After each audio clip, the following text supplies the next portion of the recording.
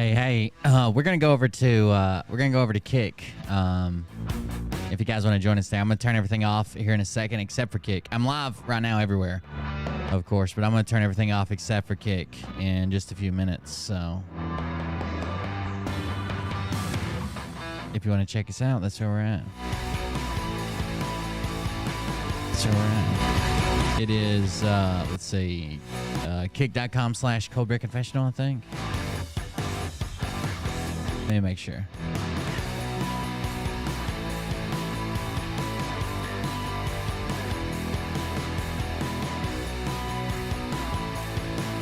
Kick.com/coldbeerconfessional. That's where we're at.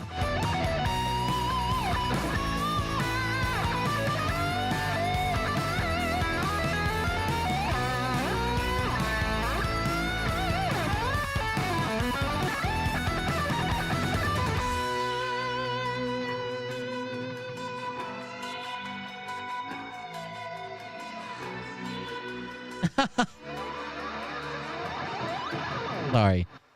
I had a satire stream and I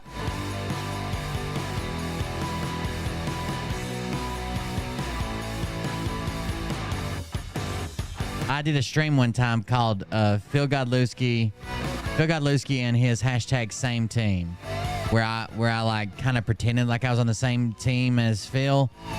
And someone just left a comment that says, "Do you still love Phil? Sure sounds like it."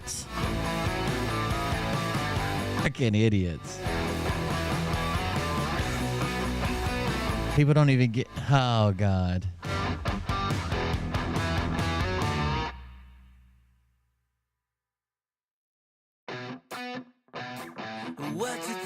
People are handicapped, I think. Oh shit, I gotta share the link on oh my God, where's that playing from? Oh, over here. Okay. How's that? Oh, I guess I need to change the link to kick.com/ hold on, let me do this.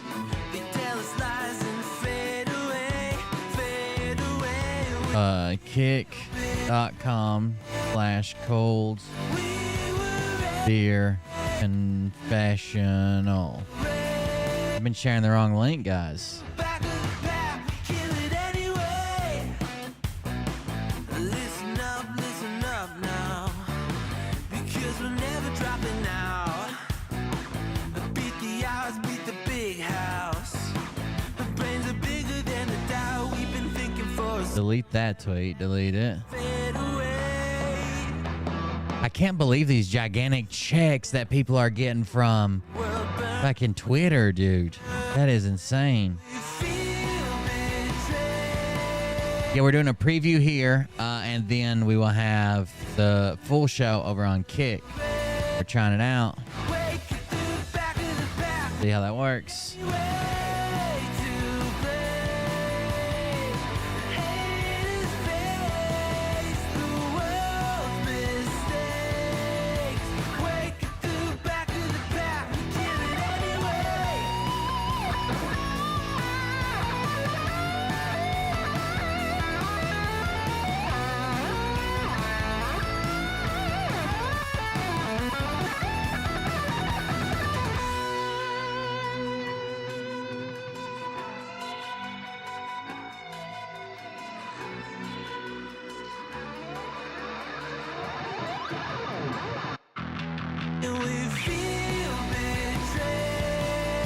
I hear the app's a lot better now, in case anybody was wondering.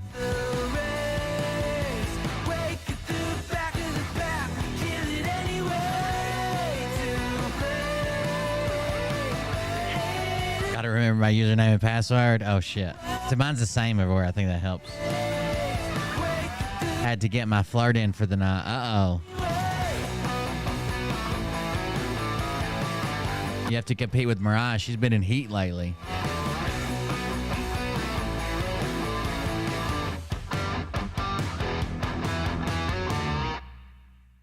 Little share streamer doesn't share the link.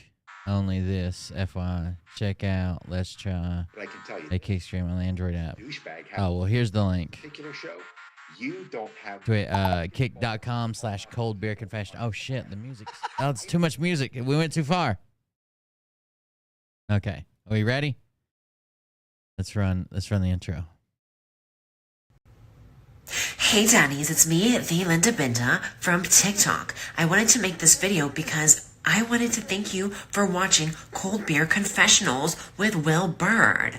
I think that's just incredible. I've watched a few episodes and I'm just like very intrigued. But you know what I'm most intrigued in is Big Daddy's meat stick. I heard that it's very thick, like a good old German sausage. A good old German sausage. Linda and her coochie loves that. Oh no. Never mind. Let's not go there. Anyways, I hope you have a good show and enjoy it as you can. There's a lot of weird things that go on, especially when it comes from the realm of Linda Bindaland. So, enjoy the show. Thanks for watching. Peace out. All right, here's what's up, guys. First of all, that was Linda Binda. You can find her on Cameo, obviously, where that came from. You can also find her on TikTok and YouTube. That's the most recent intro we've got right now. But I'll probably be switching them up again. I've been doing only it for a while, so that's the most recent intro video. All right, check it out. Tonight we're on Kick. Okay, so everybody else is here for right now. But here in like 20, 30 minutes, I'm going to shut off all the other shots. The replay will be up on YouTube, but the full video is going to be on Kick. The live stream is going to be on Kick. If you're on Twitch or Facebook or YouTube or whatever, go to kick.com/cold beer confessional. Kick.com/cold beer confessional. It's just like Twitch. It is almost a 1-for-1 of Twitch. And I'm thinking about using Kick more often. One, because they're more laxed on the rules. You can say different things, which I'll still moderate the way I moderate. You can't just come in here and like start saying like slurs and shit. We'll still ban you. But I don't have to worry about being censored. I don't have to worry about copyright strikes. I don't have to worry about anything. Plus, on their subscriptions, they have a freaking 95 to 5% instead of 50-50. Like it has been, they do 95 to 5 the payout ratio, which is insane.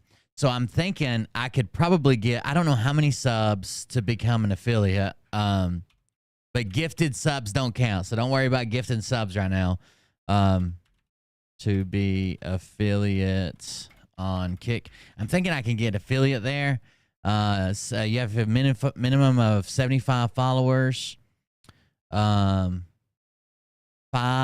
hours of streams. The hell did I already qualify? Hold on.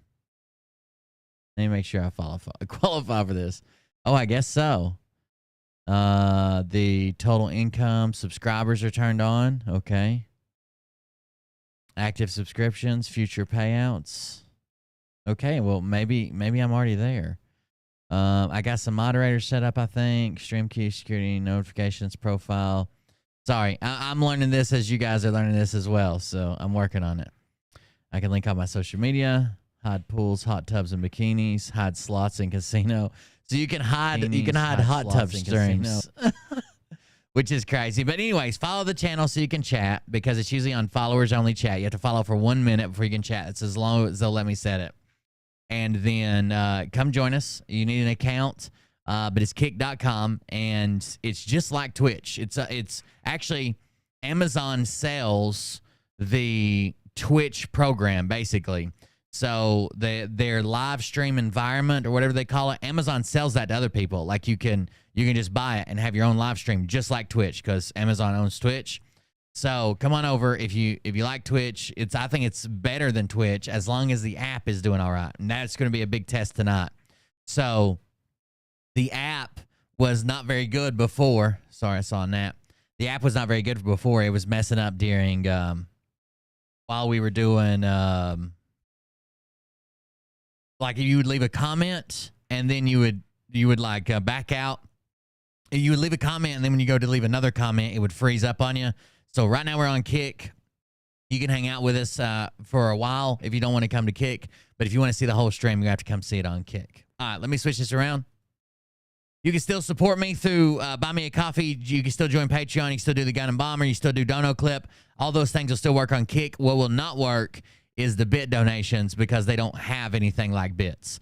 But Buy Me a Coffee works. Dono Clip works. Do Buy Me a Coffee if you want to leave a text-based message. Do Dono Clip if you want to leave an audio or video message like one of these.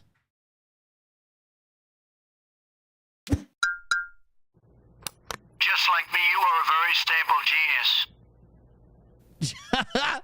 Just like me, you are a very stable genius.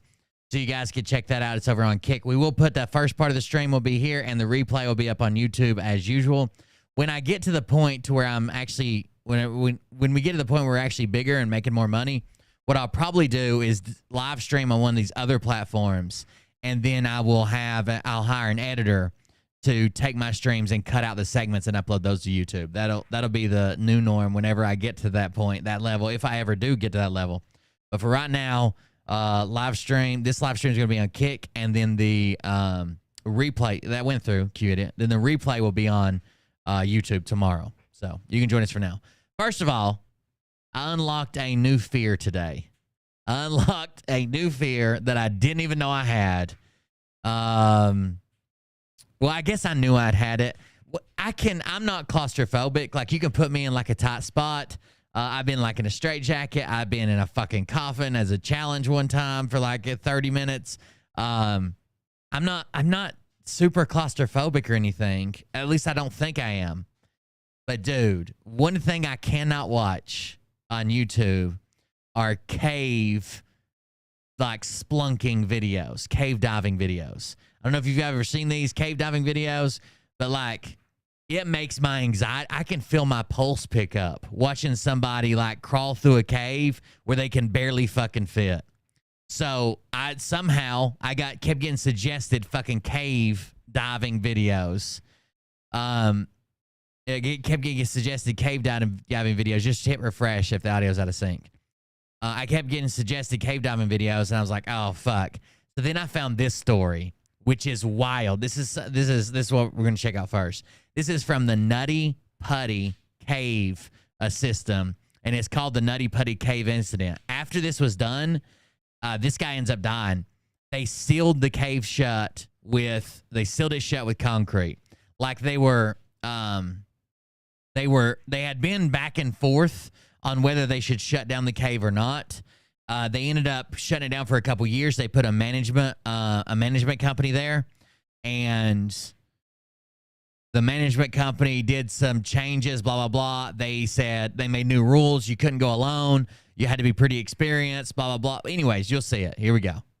Check this out. Nutty Putty cave incident. I think it's in Utah or somewhere out there, near there. For going on 23 hours now. Arizona, something. For him.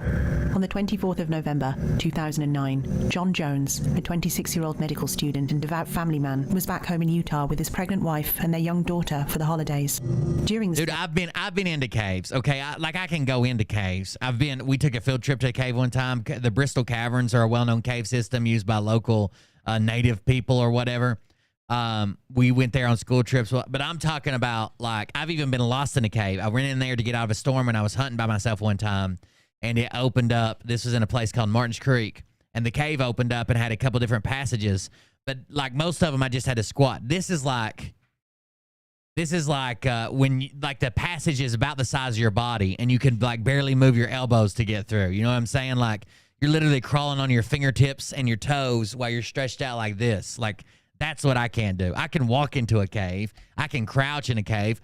I've even crawled through like a small opening to like a bigger room. But if we're talking about crawling down a body-sized tunnel, I can't fucking do it. I've done it on a on a gas turbine before. There's a job you have to do on a turbine that it's basically like you have what they call the buckets, which are the blades on a turbine impeller. They're called the buckets, and there's this job where you have to do where you have to like, I'm too big for it now, I guarantee it, because I could barely fit before. You basically have to straighten out both your arms and kind of cross them like this and dive over the side of the split line, and you go all the way down in the bottom of this turbine shell, which is probably like It's probably like 8-10 foot deep underneath the turbine. You can't see anything. You can't even see out the other side because you're going like down in this basically like a U shape. And you go in there and you check the seals in the bottom. And I could barely fit and do it because I'm a bigger guy. Like I got broad shoulders. I'm fat now, but I didn't used to be fat. But still I had broad shoulders and stuff. I would literally have to, we had this guy on the crew named Luke who was like a rail. He could get in there and turn around and come back out. But all I could do was go down one way and they'd have to pull me back out using my feet and a strap in the crane usually.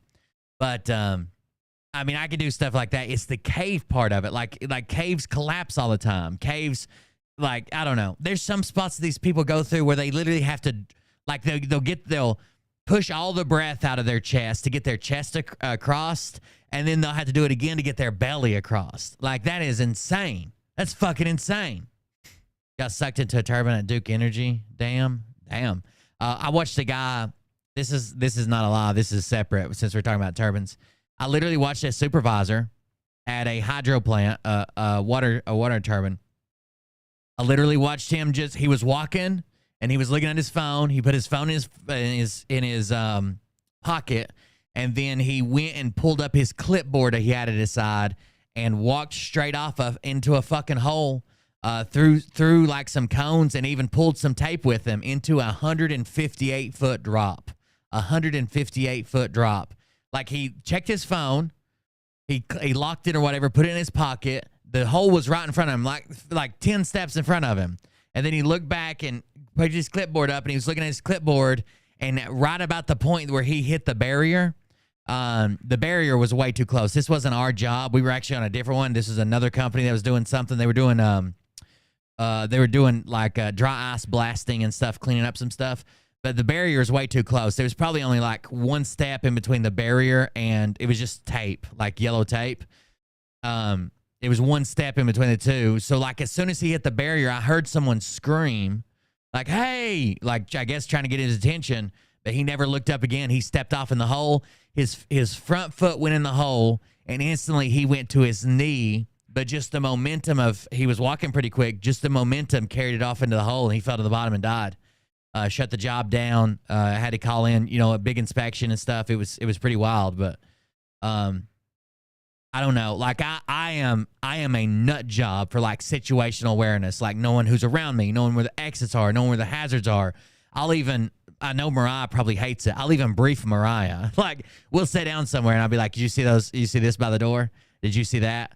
There's a back door too. And if something happens, we're gonna go this way." Like, I'm a fucking psycho. But even if I'm not a psycho, like, I know where the hole is, like a fucking hole that's 30 foot across. You know what I'm saying? Like, it's a huge hole. It's not like a man-sized hole. It's 30 foot. It's crazy. He and a group of 10 other friends and family members arranged a trip down to the Nutty Putty cave system. This was a supposed beginner's cave located near the family's home in Salt Lake City, but the trip Utah. would quickly turn into a This is a Utah thing, right outside Salt Lake City. Night. This is the entrance. We don't have caves like this. Like, obviously our caves are in mountains. I have seen them kind of like go down into a mountain. Like, you'll be like on the side of a hill and they'll go down into a mountain, obviously. But never just like a flat area and you have to drop down like 10 feet to even get in the cave. Causing one of the most unusual and arguably Awesome, terrifying Trey. deaths I'm in glad. caving history, leading to the Nutty Putty caves being... You can.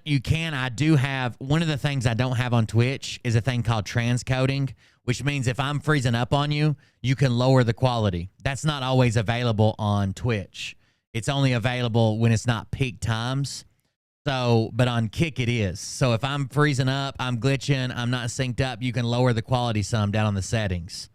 I should be broadcasting in full 1080p, but you can lower it to whatever as long as it quits freezing for you. Sealed shut forever. This is the story of the Nutty Putty cave incident. Be warned, this is not a story. This right here makes me anxious. Like, that hole's not big enough if something happened, like where this is, you could turn around. Where this person's at, I don't like any place that I couldn't turn around would probably make me panic, like anxiety and shit. Which is weird because, like I said, in like jobs, like I've climbed in pops, I've climbed in, like, there's something different about like it being like a metal structure or like, something that I work on all the time or whatever, something I'm comfortable with that I don't think is going to shift or move or change. even confined spaces. Like I've called down in pops into tanks and back out in places I couldn't turn around. I had to be pulled out. If I needed to get out, someone's going to have to pull me out backwards. But there's something different about it being like rock and cave because I don't know that it's going to stay there. You know what I'm saying? Like I don't know that rock is not just going to collapse or cave in or whatever. When I went on I was telling you we go to a place called Bristol Caverns. We went on to Bristol Caverns several times, but one of the field trips we took there is probably, I might have been in middle school, maybe like the end of elementary school or start of middle school. Literally, we saw a giant fucking stalactite like fall while we were there. Like shit falls all the time. Like I don't know. I couldn't do it. Claustrophobia. The Nutty Putty caves, first explored in 1960, were notorious for their narrow and slippery passageways. Look at this map. So they've mapped it out. There's like the big slide. Here's the entrance, the big slide. There's a place called the Birth Canal. There's a place called the Corkscrew. Like it's a huge cave system once you get in there, but most of the accesses, like there's very little where you can just like walk up. Most of the access to these places, you're like on your belly, you're crawling around. There's not enough room to stand up, and that's one of my issues. Turns. The cave system is accessible by a narrow hole, just 30 inches wide, and was reported to be... Yeah, Elon Musk wanted to send in a sub. He was like building a submarine or some shit to rescue the soccer team, and they got trapped because of high water. Like the way they went in, you could walk in. The way they go out, you would have to swim underwater for so long, it would be almost impossible. And that's if you didn't get lost in the pitch black dark and underwater. Then Elon Musk, they didn't want his submarine, so he called somebody a pedo or some shit.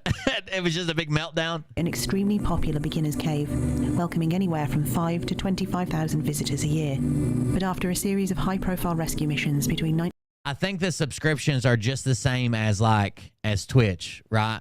They're $5 for a month, but the difference is a Twitch sub for $5, they get $250, I get $250. It's 50-50 split. A Kick sub is 95-5. 95% goes to me, 5% goes to them, which is amazing. No one has that offer. Even YouTube super chats are 50-50. No, they might actually be 70-30. I can't remember. 1999 and 2004, the cave safety was widely and publicly called into question. All of these incidents involved people... All right, so what she's setting up here is there are incidents you have to follow for 1 minute to comment, Jill Henry. So go back, follow the channel, and then wait a minute and you can comment on Kick because we're getting ready to shut down everything else. So what they're saying here is there were incidents before, like a teenager getting trapped, other people getting trapped. No deaths, I don't think, but there were people having incidents before, and they were talking about closing down. I think it's a heart button to follow. Let me see if I can open it.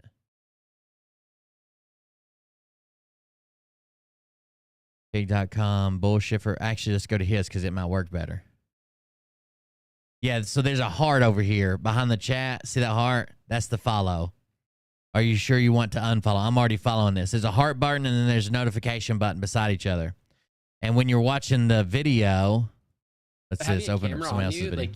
When you have the video on, there's a share button here. Where's the follow button?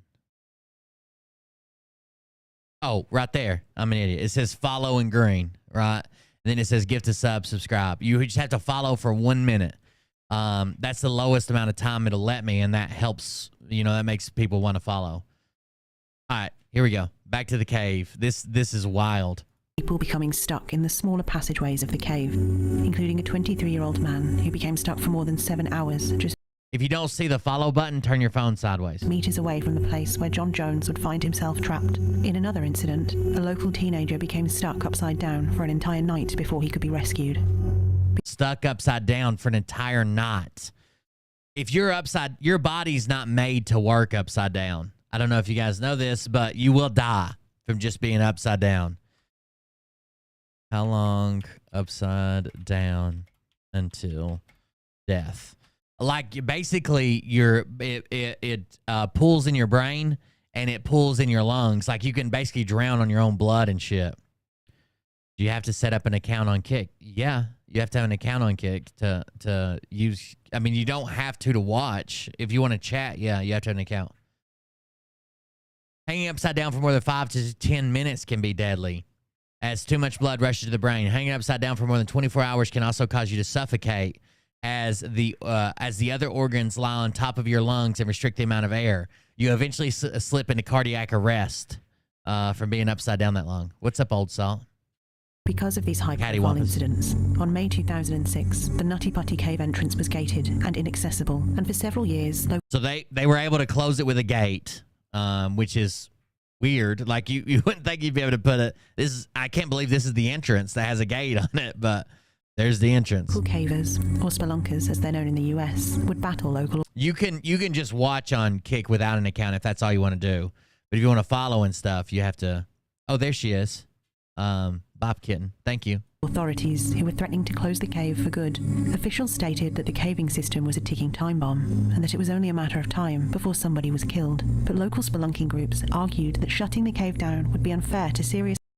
So this is a battle between...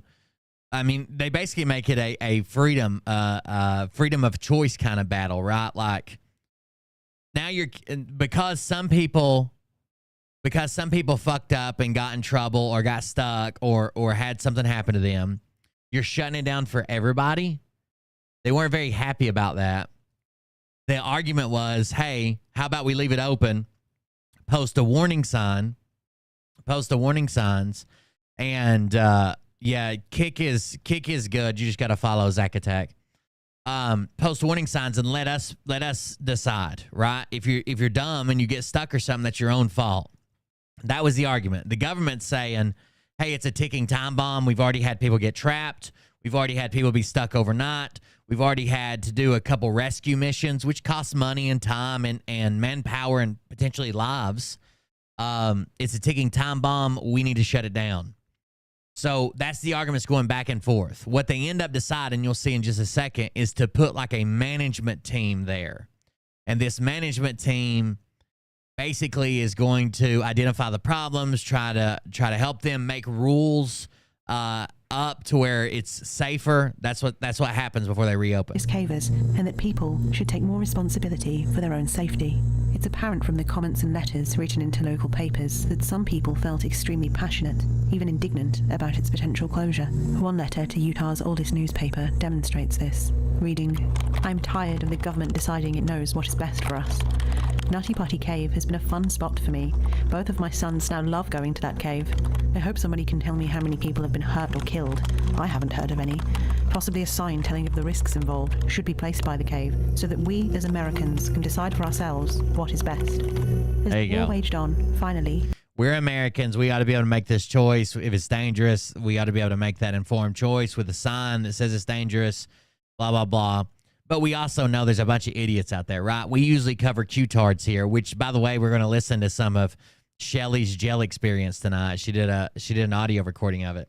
But like, we should be able to decide. And if people are dumb and they get hurt, that's their own fault, but we should be able to decide. In September 2007, the caves were officially closed to the public, while a new volunteer management team was put in place. This was a last-ditch attempt to prevent the cave's complete and permanent closure.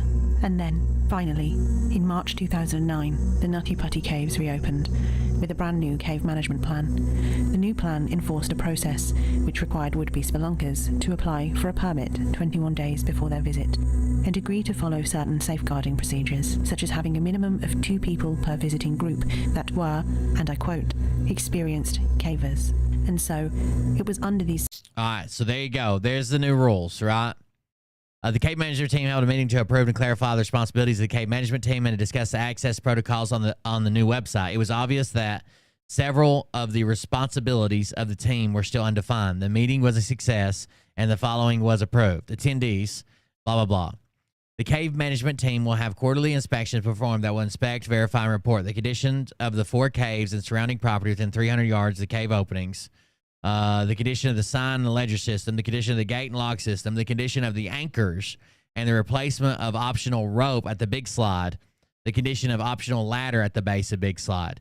So not only did they check the safety of it, they actually put in devices there that would help them out, like a rope and a ladder to ascend and descend on I guess parts that had a larger descent. The big slide sounds like it's pretty difficult to climb up, probably. such as having a minimum of 2 people per visiting group that were, and I quote, experienced cavers. And so it was under the... It won't let you subscribe? I have no idea. I think I'm ready for subscriptions. I don't know. Do I have them turned off or something? I don't know. I'll look into it. I should be qualified. All I needed was like 75. What did I need? Achievements. Already I'm already enabled. I guess the build my community. Reach a total of 20 subscribers in the last 30 days. Gifted subs do not count. Your account must have a confirmed phone number. Your account must have 2-factor authentication enabled on your account. All right, settings, security. Let me see if I got all that stuff. Phone number, password, and I got 2-factor authentication set up. I don't know. Will it not let anybody subscribe?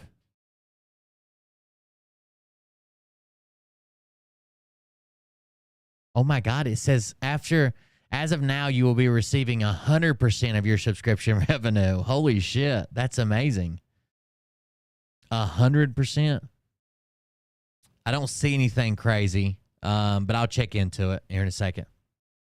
These circumstances, 26-year-old John Jones and his then 23-year-old brother, Josh Jones, plus 9 other members of his friends and family entered the Nutty Putty caves on the 24th of...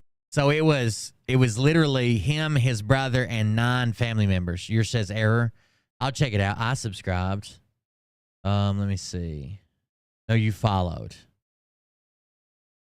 I have no subscribers, but that's okay. We'll figure it out in a minute.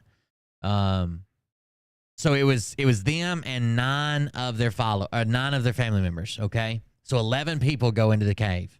Of November 2009. When the group entered the cave at 8 p.m. local time, they would have been confident.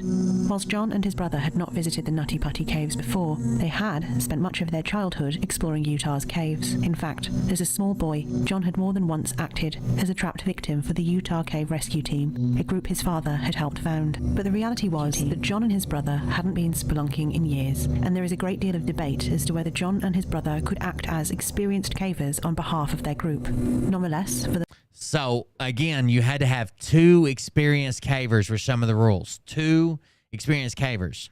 So there's kind of an argument since John and his brother weren't both experienced caver or hadn't been in a long time. This is like a childhood thing they did. They hadn't been in years. Were they really experienced cavers? Would they count as whatever? No one is checking this. It was just what the rules were supposed to be on the honor system.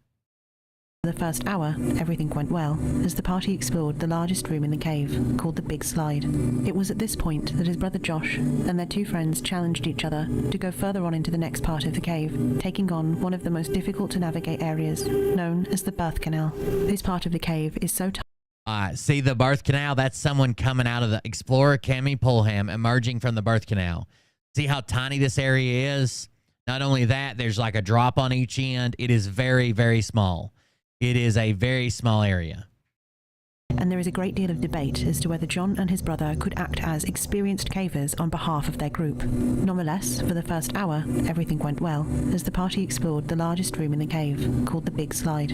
It was at this point that his brother Josh and their 2 friends challenged each other to go further on into the next part of the cave, taking on one of the most difficult to navigate areas, known as the birth canal. This part of the cave is so tight that only a few people can actually So they went on to do the birth canal part. access it.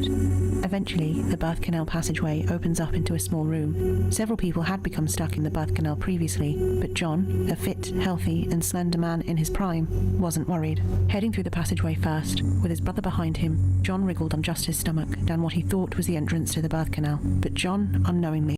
So this is the birth canal right here. It says the birth canal Bob's Push. This is the birth canal on the map, okay? And it's a pretty tight area. Maybe it's this part. I don't know. But this joint is the birth canal, okay? This area over here, this branch. They were only doing this off of memory. They didn't have a map. They didn't have their phone open. They didn't have like a paper map. They were doing this off of memory. It's hard to, in a cave system this small, it's kind of hard to like post signs. You know what I mean? Like it's just basically knowing it. It's just basically knowing where you're going, how you're getting there, and what's going on. So they're going off memory to get to the birth canal. And instead of going to the birth canal here, they end up going this area over here, like closer to my head, and getting in a very, very, very tight dead end spot called the, oh, someone just subscribed. Holy shit. I just saw it. Called the corkscrew, which was literally like a place where only the most experienced should be going there. It's a very tiny spot. There's like a weird lip you have to get over, and there's no turning around. There's no backing out. Like it's an incredibly hard spot that was advised only expert cave divers should be here. So off memory, they get turned around and end up in the wrong spot. He had taken a wrong turn down an unmapped passageway via a route known Okay. as the Yeah, that's the birth canal, and this is where they were at, the actual location that says Ed's Push, and it's called the Corkscrews. corkscrew, a place There's a place called the Scout Eater. That sounds really bad. where only the smallest and most flexible of Jessa. cave explorers could fit. As John pushed forward, the passageway Thank you, became Jessa. tighter and tighter, and he became unable to turn back on himself. When he saw what looked like a small opening at the end of the crawl space, he continued on, with hopes of being able to turn around. Unfortunately, this is where things took a turn for the worse, because John was crawling head first into a 10 by 18 inch fissure that dropped straight down. Worse still, John had sucked in his chest to slide past a lip of All right, so this is what it actually looks like. He went up and over. He thought he was going into the birth canal. There's a tight spot here, then a crevice that cuts back. Now, this is one of the worst spots he went in. Now, his brother was probably back in this area, okay, because his brother was able to turn around and go out. He was in front. He has to suck in. He has to suck in to get over this lip, okay? Like, this is terrifying to me. Just this drawing freaks me out. Again, like, I can climb in a mechanical device because I trust that it's going to stay there. But something like this, all I would be thinking about was like, oh, clearly we're going to have a fucking earthquake and I'm going to get crushed to death. Like, this is terrifying. So he's stuck here upside down, head first in this, just a dead end. I don't know if you can see it behind my chair. It's just a dead end. That's it. Now, his brother tries to get him out, obviously, thinking, it even says, thinking this will just be a story that we can tell tonight and it'll be funny. And actually ends up making it worse. Because from what I read a story about this too. When he first goes in, his arms are in front of him. Okay, so he's got his arms so he can kind of hold himself up. He can kind of push himself back. Between him and his brother fucking around before the rescuers get there, somehow his brother starts pulling him back, and I guess he folds his arms back trying to get a hold of something. And when he falls the second time, now his arms are pinned down at his side. So he went from being able to use his arms and sort of his legs, there's not much you can grab onto with your legs, to his arms pinned by his side, and he cannot switch it now. So he ends up in a worse spot. Uh-oh, Dr. J Banana subscribed. Look out. Look out. Got 2 subs. Just going to be moderators. The only people that can subscribe are moderators. of rock to get into the fissure, meaning that when his chest expanded again, he became completely trapped in an area the size of a small Thank you. front-loading washing. That's like a $5 donation since I get all of it. The only thing that I don't get is the processing fees from Stripe, but they give me 100% of my subscriptions right now, which is insane. John made several attempts to free himself. It was no use. It was at this point that he began calling for his brother. When Josh finally found John, for a split second, he thought that this would be a silly story. All of these videos right here that we're watching are obviously not theirs until we get to the rescuers. The rescuers do have video. But all these videos we're watching are not theirs, but they are from that cave system. They are from inside that cave. To tell later on that evening, but as he examined the situation more closely, dread settled in. Josh made several desperate attempts to free his brother, but not. All right, guys, it's been 40 minutes. If you haven't made your way over to Kick, please do. I'm going to shut down all the other streams. YouTube replay will be up tomorrow if that's your thing. I'm already getting anxious. I'm already scratching and digging. Come to kick.com/coldbeerconfessional if you want to join us. That would be awesome. We're trying it out, seeing how it works. Let me know what you think about the app. Last time we did this, the app was shit, but I think it's better now. So no matter where you're watching that, come over to Kick. That's going to be the only place that I'm broadcasting. Either go to my donation site, coldbeer.fun, and click on this Kick, the little K right there, or go to kick.com/coldbeerconfessional. There's also an app if you want it on your phone. You do whatever you got to do, but either way, thank you guys for joining us. Oh, that might be true to the Play Store. It might be a Play Store thing. I didn't think about that. Thank you to the people who have subscribed, but if you're watching anywhere else, please, please, please come join us on Kick. I need the largest test group I can have. I'd greatly appreciate it, but that's where I'm going to be broadcasting that. Come join us if you want to. We'll be back on every other platform tomorrow. If you don't want to come and hang out with us, we'll see you tomorrow. But we might be moving to Kick for good. It seems to be better than Twitch. Thank you, guys. We'll see everybody on the next one. All right, guys, let me shut these down. Let's make YouTube private. Come to Kick. Well, one of the mods post. Oh, it restreamed it. Never mind. Let's make that one private. Then I'm going to turn off the other ones. That'll be my replay video there on YouTube. And then the only one I'm going to stay on is Kick. So let's turn off Twitch. Boom. Let's turn off YouTube stays on. Let's turn off Rumble. Thank you for joining us on Rumble, guys. I appreciate it. Come over to kick.com/coldbeerconfessional. Kick.com/coldbeerconfessional. I'd appreciate it. Turn off Rumble. And then turn off Facebook. Boom. And then if I refresh that, we should be good. Just Kick and YouTube, but YouTube is private currently. Let me make sure everything's going right. And why are you in that young HMN's butt? It's a pancake thing. It's a pancake thing. Sorry about that. It's an inside joke. I actually have an alert animation that plays at 666 bits. Or if we get 6 subscribers, I'll play it. There you go. That'll work. It may be a phone thing, guys. I'm not sure. All right, let's go back to the video and see where we end up here. So they tried to rescue him. They didn't. And basically he calls out to the family, crawls back. So the family didn't go. It was just them two that went to this deeper part. So he goes back and tells the family. And from, a gifted sub. Thank you very much. Those don't count towards my 20 that I need, but thank you. Q idiot for gifting a sub. Yeah, they tried he went back to his brother, went back to the family and said, hey, he's stuck, left a friend with him. He's going to go call 911. None of them worked. In fact, he had made the situation worse. John had slid further down into the passage and was now completely upside down, with both of his arms pinned to his side, unable to move at all. It was at this point that the two brothers realized that they needed help. Josh alerted the rest of the group and left a friend to stay. It does have a subscription option, because people are clicking it and saying that it didn't work. But you might have to turn your phone sideways to see it sometimes, or expand it. I know there was a problem before that the follow button was kind of off the screen. Let me see if I'm going to log in and look. With John as he rushed out of the cave system to a nearby hill to get reception and call 911. Knowing help was on the way, he went back down into the cave where his brother was still pinned upside down. It would be 3 hours before help would arrive. At 12:30 a.m., the first rescuer arrived on the scene. It was Susie Matola, a local volunteer who immediately rushed to the scene when she received a message on her pager. Right away, Susie realized that John's predicament was much, much worse than she had thought. She knew she had to keep John calm, and so she greeted him and told him that he'd be out in no time, and not to worry, to which John replied, "Hi, Susie.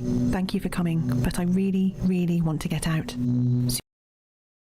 So there was a female that was part of the team to sub on iPhone, tap the video, then tap the stars icon. Thank you, Puff Daddy.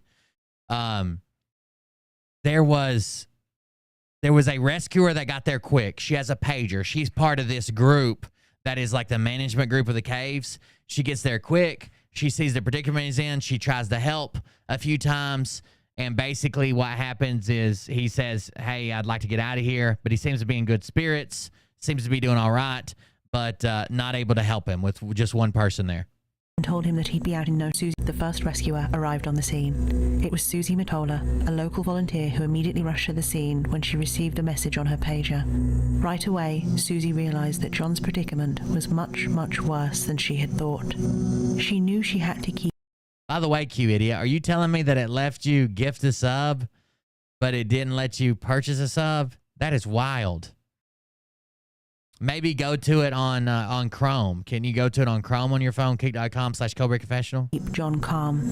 And so she greeted him and told him that he'd be out in Bob Kitten with the subscription. Thank you very much. I appreciate that. Ooh, we got a good one going on now. no time, and not to worry, to which John replied, "Hi Susie, thank you for coming, but I really, really want to get out." Hi Susie, thank you for coming. I really, really want to get out. We're going to hear this guy's last words, basically. Not an actual recording of them, but a recounting of his last words to his wife. They end up putting when he starts to panic a little bit, they end up taking a cable walkie-talkie. So basically, like, the two cans and a string, kind of like that, but like a cable amplified walkie-talkie, so he can talk to his wife and kind of calm down. What's up, everybody? Thanks for joining us. Susie tried absolutely everything she could think of to pull John out, including cutting off part of his jeans to free up some space. But after 2 hours, Susie was exhausted and unsuccessful. So he was they even cut some of his pants. It wasn't jeans, by the way. I know it says jeans, but they even tried to cut some of his pants to try to free up some space. Could you imagine being in a spot that is so tight that cutting off your pants may be the difference between getting in and getting out? That makes my heart, that fucking raises my pulse. It makes me anxious. It makes my chest tighten up. That is crazy. She was forced to crawl back up to the surface where, at this point, both his wife and his daughter and around 30 rescuers had arrived on the scene. There, a very concerned but... Lynn Wood, he's still around. Some people think there's a rumor going around the internet that he flipped on Trump because he's one of the unnamed co-conspirators in the DC case. Back to Bliss has subscribed. Thank you very much, Back to Bliss. I appreciate that. We're on a roll here now, baby. Yeah, some people think that he flipped on Trump and testified against him because they had a couple of secretive, I guess, phone calls, or at least that's what the rumor is, that they did have phone calls about the election and about how much sway he could potentially have in South Carolina. Would it be enough? Would it not? Blah, blah, blah. Does this bother you, Dreamweaver? Like being in a cave, like not just being in a cave, but like barely tunnel barely the size of your body. That bothers the shit out of me. The calm group were brainstorming plan after plan. They discussed everything from breaking John's legs to lubricating the walls with several gallons of oil. They literally, when they're discussing plans, two of the scenarios they decided against, but did like game theory out, right? Were breaking his legs and dumping, oh yes, beyond the butt for sure, and dumping oil, gallons of oil. I from what I read in the article, when they talked about lubricating the cave walls with oil, they were afraid of two things. One, it would make it so hard. It wasn't an easy place to get to. I think it took an hour and 8 minutes to get from the entrance to where he was stuck at. That's how deep he was in this cave system. An hour and 8 minutes for the rescuers to get from where the opening to him. An hour and 8 minutes. So like and it wasn't that far. It was like 300 yards, but it was so like you had to climb through. Only one person could go in, one person could go out. There was no place to pass except for at the bottom of the big slide. That was the only place you could pass someone. It was so small. And they were worried that the oil would make it harder for them and they might get stuck. And then it might become a double fucking, trying to become Batman, a double fucking rescue, right? So they decided against the oil. Not only that, but he could drown, depending on how much. Burgie has subscribed. Thank you very much. Thank you, Burgie. They decided against the Barbara subscribed. Thank you very much. I just saw that one too. Thank you, Barbara. They decided against the oil, he might drown. Like the oil's going to puddle down there where his head's at. And they can't tell, is his head right on the bottom and sideways and his nose up against it, to where if they add, half a gallon of oil, is he going to drown? They have no idea. They just know he's up against the dead end and can't really tell what position his head's in. So they decide against the oil. They decide against breaking his legs. They come up with a pulley system. But eventually, they decided upon a system of ropes and pulleys to hoist John out, legs first. This pulley system would be aided by drilling some of the rock. I'm hoping what ends up happening, guys, is that since Kick is kind of taking off and they hired a bunch of big streamers, that my animation software, hello, William, beautiful. Thank you very much, Donna. If this keeps taking off, that my animation, my programs, my stuff, they'll open up the API and I'll be able to get all those back over here, just like on Twitch. Around him to create more space. Members of the rescue team made. So they're going to chip away rock. They're going to bust away rock and try to create more space.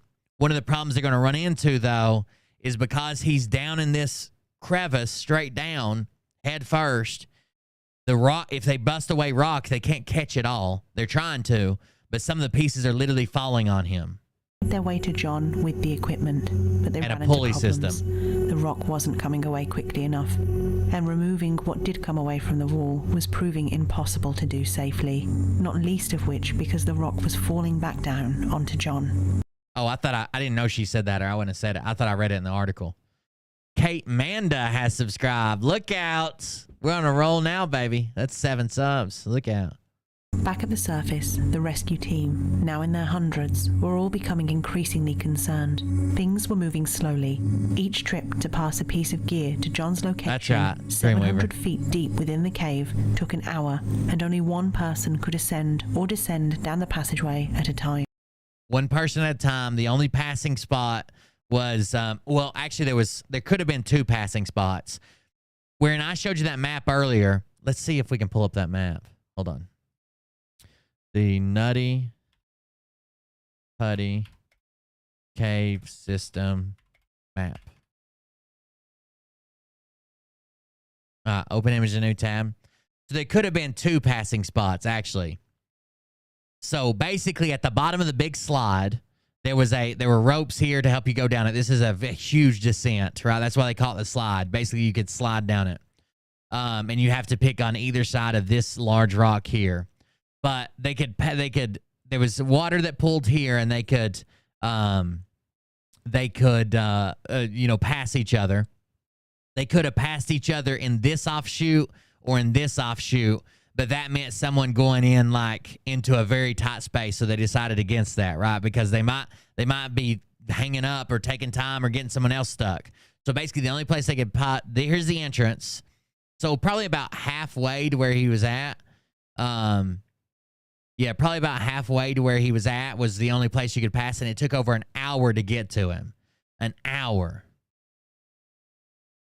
To make matters worse, when rescuers told on-site trauma surgeon Doug Murdoch that John was upside down, Doug made the team aware that this likely meant that John would only have 10 hours before his organs would fail. The human body is designed to be upright. He would only, from the time that they started the rescue attempts, that he would only have probably 10 hours before his organs would start to fail. You end up basically suffocating or slipping into cardiac arrest. The heart against works the clock. with the force of gravity, and if it can't, blood and fluids quickly begin to Zack Attack, does this one work better than than Twitch for you, I'm guessing? pool in the brain and lungs, and eventually it becomes extremely difficult to breathe. On top of this, the heart begins to work overtime, and it becomes increasingly difficult to pump blood around the body, which can lead to cardiac arrest. This, because the blood pools here and the blood starts to build up in your lungs, it becomes extremely hard for your heart to keep pumping. And basically, it's like it's pumping a losing battle. So that's why cardiac arrest happens. It'll also build up a bunch of pressure on your brain, almost like having like a fucking aneurysm or something. Like, not only does blood sit there, but it's got head pressure, So like just pressure from it, like downhill, just like a pop. If you fill a straw up with water, it's got head pressure on it. Plus your heart's working so much harder to try to get it to your feet and shit that it's building pressure up in the brain or in the skull against the brain. Was something Susie noticed within the first hour of working to free John. A distinct rattling noise coming from his chest, a clear sign that fluid was pooling in John's lungs. He was already starting. Well, you had to follow for 1 minute before you could chat, but now I can see your post. I can chat. Don't see my post, kind of quirky. I see you.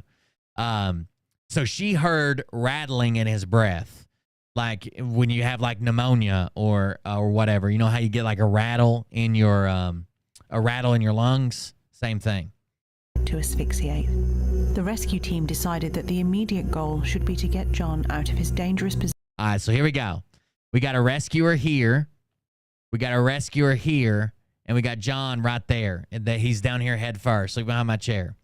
So what they're going to do is rig up a crazy pulley system. The big thing is they don't have to get him all the way out, right? That's not what the clock is about. If they could just get him to like here or somewhere where he could lay flatter instead of head down, then we could take a big fucking break, right?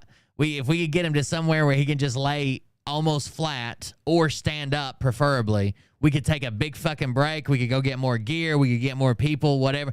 The big time crunch is on him being upside down behind my head here. I guess I could do this. There you go. Now y'all can see it better. What's up, White Lexus? Position to alleviate the pressure on his lungs. The team got to work immediately to install the first system of ropes and pulleys. 7 subscribers. Y'all are awesome. So we had, here's a teammate and an anchor point. And they anchored it up and then back down, then back up again, and they got his legs. Now, this is going to be incredibly painful. Like, they literally just got like a slip knot on his legs. But what else are they going to hook to? You know what I'm saying? He doesn't have like a climbing harness on or a safety harness or nothing. Like, what are you going to hook to? So they just wrap it around his legs. Am I subscribed? You followed. You're not subscribed, but thank you for the follow. You got to follow to chat for 1 minute. Yeah, I can turn the follow to chat off, but it helps me get followers, basically. But they quickly ran into several problems. John's legs and feet couldn't bend back around the curve of the shaft he had slipped into. On top of this, the lip of rock that he had breathed in to slip past was catching on his chest. It was, as one official put it, the worst possible place to be. So this diagram that they've drawn, like they were pulling him all the way up to here. But the lip was catching on his chest. So they had him a pretty good ways. Let me back up the map a little bit. They had him a pretty good ways out of there. Right? I mean, that's not bad to get all the way to this lip and his chest was catching. So that means his feet would have been like right here somewhere. That's not a bad deal. This was major news when it happened. Oh yeah, I guess I'm sure if you lived out there, especially anywhere close to that area, you probably heard about it. I'm sure it made national news too. The big rescue attempt, but like that's a pretty long way. I mean, it's further than this rescuer is. I mean, if his chest was catching on that lip, it's a pretty good ways. Get John out of his dangerous position to alleviate the pressure on his lungs. The team got to work immediately to install the first system of ropes and pulleys, but they quickly ran into several problems. John's legs and feet couldn't bend back around the curve of the shaft he had slipped into. On top of this, the lip of rock that he had breathed in to slip past was catching on his chest. It was, as one official put it, the worst possible place to be stuck. Nonetheless, the team managed to hoist him up and this right here, this video, terrifying. This is terrifying to me. To watch that guy barely be able to scoot it. I could not do this. Not in Mother Nature. I could do it in a machine. I can do it in a pipe. I can do it in a confined space with a permit and a monitor. I just trust that stuff's going to stay where it's at. And I know I got lockout, tag out. No one's going to fire up the machine or start it spinning and chop me in half. But with Mother Nature, I just don't trust the shit to stay where it's at. If I barely fit going in, I'm not going in because something could change and I can't get back out. What if I just swell up? I've seen people in machines and in pipes and in confined spaces panic. And when they panic, it's like their body swells up and they get stuck. You literally have to calm them back down. Like talk them through it and be like, hey, it's okay. We're going to calm down. We're going to control our breathing. To get them out of machines, much less a Mother Nature thing where you don't know if it's because you're breathing and you're panicked or if literally the rock has moved, right? You don't know if it got, M. Rios has subscribed. M. Rios has subscribed. Thank you very much. Rios. Mary Rios, is that what it is? I remember your name, or at least the last name. You don't know if you fucking, you know what I'm saying? Like, I bet you I could make my bot work just by that. It puts in chat, subscribed, bracket 1. I bet you I can make my bot work off that. To elevate his position slightly and administer IV. Unfortunately, just moments later, this first pulley... Nonetheless, the lip of rock that he had breathed in to slip past was catching on his chest. It was, as one official put it, the worst possible place to be stuck. Nonetheless, the team managed to hoist him up enough to elevate his position slightly and administer... Apparently, you have to go to it on Chrome or Safari. They're saying you can do it on the iPhone, but if you're on Android, you have to open it up in your browser. Kick.com/ColdBearConfessional to subscribe. So apparently they're going to get him an IV, but the pulley system fails. Put it, the worst possible place to be stuck. And I don't know if an IV is a good idea. If he's already having problems with, like, you know, his blood, and I mean, I guess it could thin the blood out some, but wouldn't you want him more dehydrated? I know this sounds shitty, but wouldn't you want him more dehydrated getting him out? It might make him at a higher risk for cardiac arrest, but his body's going to be technically smaller if he's dehydrated. Nonetheless, the team managed to hoist him up enough to elevate his position slightly. Hello, I share your panic. Shoot, I panic when I'm all twisted up in my bed sheets. Yeah, I've freaked out. Like, I know this sounds stupid, but I'll be like half asleep and like the bed sheets get like twisted around my legs somehow. Probably Mariah twisted me up in the middle of the night. And then, like, if I go to kick them away and they don't kick away instantly, like, I panic and kick. Oh. And administer IV. Unfortunately, just moments later, this first pulley system failed, and John slid back down into his original spot.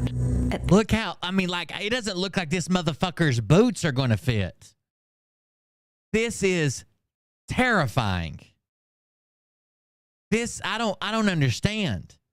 This is some white people shit that I'm not even white enough for. They ain't no goddamn... You know the reason that I know 100% I'll never die in a fucking cave system stuck? Because I ain't going into that motherfucker. If you ever read a news story that says Will Bird dies in local cave system, you'd be like, They dug that motherfucker up and buried him down there. That's what they did, because he ain't going in that motherfucker. Ain't no goddamn way. At this point, John was swinging in between a state of calm and panic, and so a decision was made to bring a two-way cable radio into the... So he starts to panic. Again, I don't know why, but your body swells up. Maybe it's just your breathing, you're holding extra oxygen. Your body does get bigger when you start to panic. You make mistakes, you freak out, you can't get out of a spot, freaking out. You just can't. The cave so that John could speak with his wife.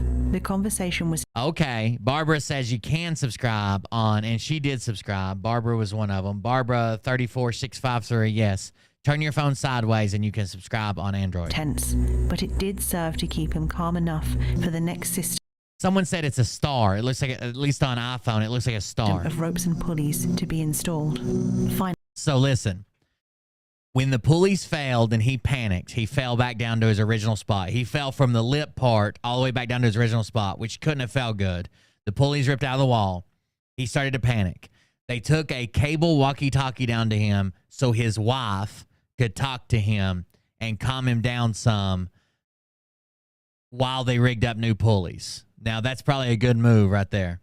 Finally, after 19 hours, a team of 8 were ready to pull. But there was a problem. Each pull was agonizing for John, and the team had to pause several times to avoid breaking his legs. You know that's gotta hurt. Imagine a slip knot. Oh, PJ Stitcher just subscribed. Thank you very much, PJ Stitcher, with the subscription. So it's just a slip knot around his leg. So the more they pull, the tighter it gets. And and it's pulling on his literal legs. There's nothing in between. They already cut his pants. Brandy number 9 has subscribed. Thank you very much, Brandy. There's 8 guys pulling his dead weight with nothing but rope against his leg. You know that fucking hurts. And it's not just lifting somebody. He's stuck, right? They've already talked about his chest keeps getting hung. His body's getting hung everywhere he goes, right? These are literal photos from the rescue. These are literally photos from the rescue right here. So they have to stop to keep him breaking his legs, but it's 8 guys pulling a rope tied against his legs. Thank you for the subscriptions, guys. I appreciate it. And then, a glimmer of hope. On the third pull, John was lifted up high enough to make eye contact with his rescuer. He was finally high enough to make contact with his rescuer. Am I blocking what? What are you talking about? They could finally see his face. And you know they had to get far enough to see him. Says bottom right of video.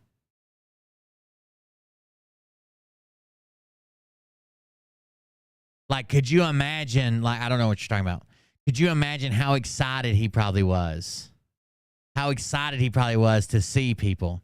I'm in the video. I can't block it. I'm in the video. Any overlay over the video is going to be above me. I can't block a button on the screen. I'm in the video. But God, I couldn't imagine this. Imagine being up to see your rescuers, right? Being close enough to see your rescuers. And then, it's hard. You got to be heartbreaking. He's going to die. He's going to die in this cave. And he was pulled up high enough to make eye contact with him. Like that is, that's awful, dude. That's all. I can't even think about it. It's making me anxious. Like I want to start fucking like scratching my neck and shit like Mariah does. Who later commented that his eyes were red, his face was dirty, but that he seemed fine otherwise. When the rescuer asked him how he was, John said, "It's." Someone said you can turn your phone sideways, but I know there was an issue before. I wonder if everybody has the most updated version of the app. That is terrifying to me. I don't even know what to say about this. Like,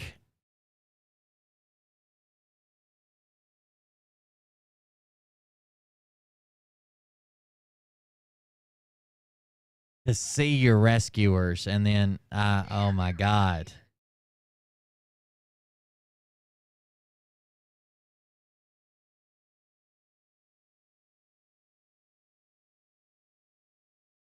I'm trying to see what it looks like on my app.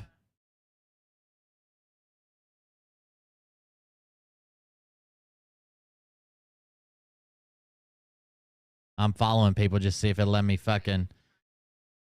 subscribe to them. I have no idea.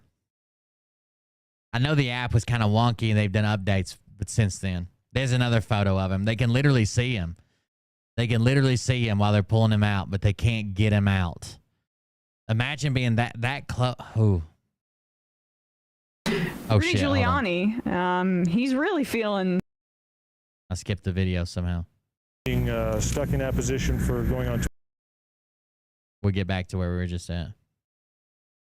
I don't know. That letdown from that. I don't know if I could even do that. Come away from the wall was.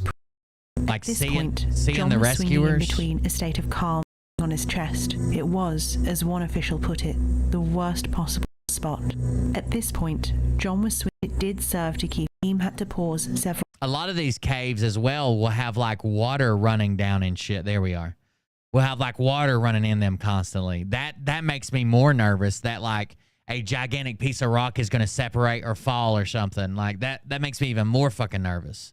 Asked him how he was. John said, "It sucks. I'm upside down. I can't believe I'm upside down. My legs are killing." Let's do this. Let's go here.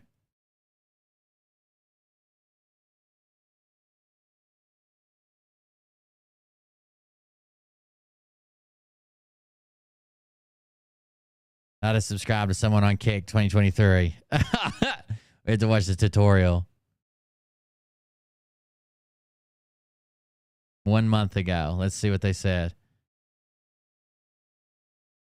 How to subscribe to someone on Kick. Water Hey makes everyone, me think I'll show you it. Water makes how me to think it is going to do subscribe. it. You can This is see on browser. XQC is right over here. So if you want to subscribe to this streamer, simply tap on the option subscribe, and then it'll basically. I don't give a fuck about that. How to stream on Kick mobile app. How to stream on Kick with a mobile phone. App available on Google Plays. App. The Kick app is finally here. How to enable 2FA. How to get paid on stream on Kick. I like Kick, but we got to figure out the subscription thing. Too many people are having issues with it. You might just have to go to the browser version. Just open up Chrome and type in kick.com/coldbeerconfessional. I know some people have been doing that. But I would love for it to work in the fucking app. That'd be nice, wouldn't it? All right, anyways. Back to this. Killing me. The rescuers saw that even though John was complaining, he had a smile on his face. He literally was like, he thought it was over. He thought the ordeal was over. He was so close to escaping. He had a smile when he was talking to him. He thought it was over. He thought he'd been rescued. Several times to avoid breaking his legs. And then a glimmer of hope. Cindy B, 73, has subscribed. You want to tell everybody how you did it, Cindy? John was lifted up high enough to make eye contact with his rescuer, who later commented that his eyes were red, his face was dirty, but that he seemed fine otherwise. I spend the majority of my energy, time, calories exerted trying to get Mariah's birth canal. So when the rescuer asked him how he was, John said, "It sucks. I'm up." And the rest of the time I've got is literally trying to see titties. So that's it. Mariah's birth canal and titties. That's the only thing I got going on for me. If it wasn't for that, I don't know that I'd still be around. Later commented that his eyes were red, his face was dirty, but that he seemed fine otherwise. When the rescuer asked him how he was, John said, "It sucks. I'm upside down. I can't believe I'm upside down." I find it kind of weird. There must have been like something he had to go over, but they could still, I don't understand how they're seeing his face. Like so supposedly the whole time he was being rescued, he was upside down, but this looks like he's right side up, right? I don't know. My legs are killing me. The rescuers saw that even though John was complaining, he had a smile on his face. And then, on what was to be the fourth pull, disaster struck. That they have a raising system that was helping to hold him in position. One of the devices as part of that system failed. So the way they mounted the pulleys. So basically what they did was they drilled and put in eye bolts. And then you'd have to put that on carabiners because each time he gets past a point where an eye bolt is, you'd have to unhook the rope somehow. You couldn't run it straight through eye bolts because he would get to a point where he's past the point and you'd be pulling him back into the cave. So carabiners on eye bolts that were drilled and epoxied straight to the cave wall. One of those failed. And when it fell, they lost all tension they had on the line. All the rescuers, all 8 rescuers that are pulling fall, and they go from seeing his face to he's back in the bottom again, all the way down. They think that this time it knocked him out. They think that this time it knocked him the fuck out. And Mr. Jones actually ended up falling back into the area where he had been stuck for so long. The system had failed. The entire team fell backwards. When the team regained composure, they realized that the worst thing... Oh, did you just make your account? You can't sign in on the Google Chrome version? ...imaginable had happened. A bolt that was drilled into one of the cave's walls had come out, causing part of the cave to crumble. This had hit the lead rescuer in the face, causing him to momentarily black out. And worst of all, John... It had to be something like, okay, the only way I can see that they're seeing him heads up is... Let me see if I can get paint.net up.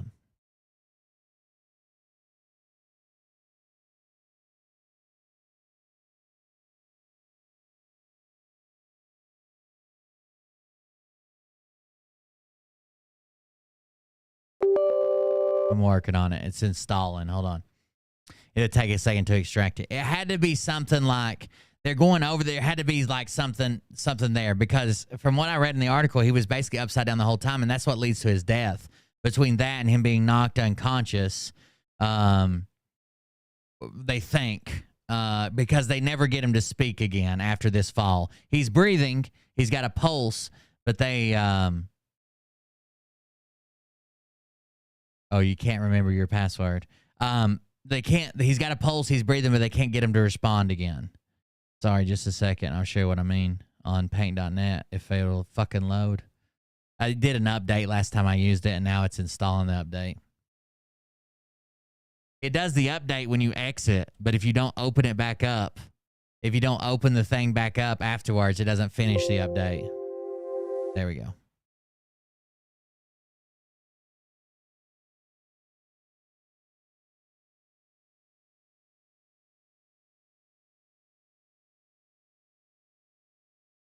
All right, let's try this.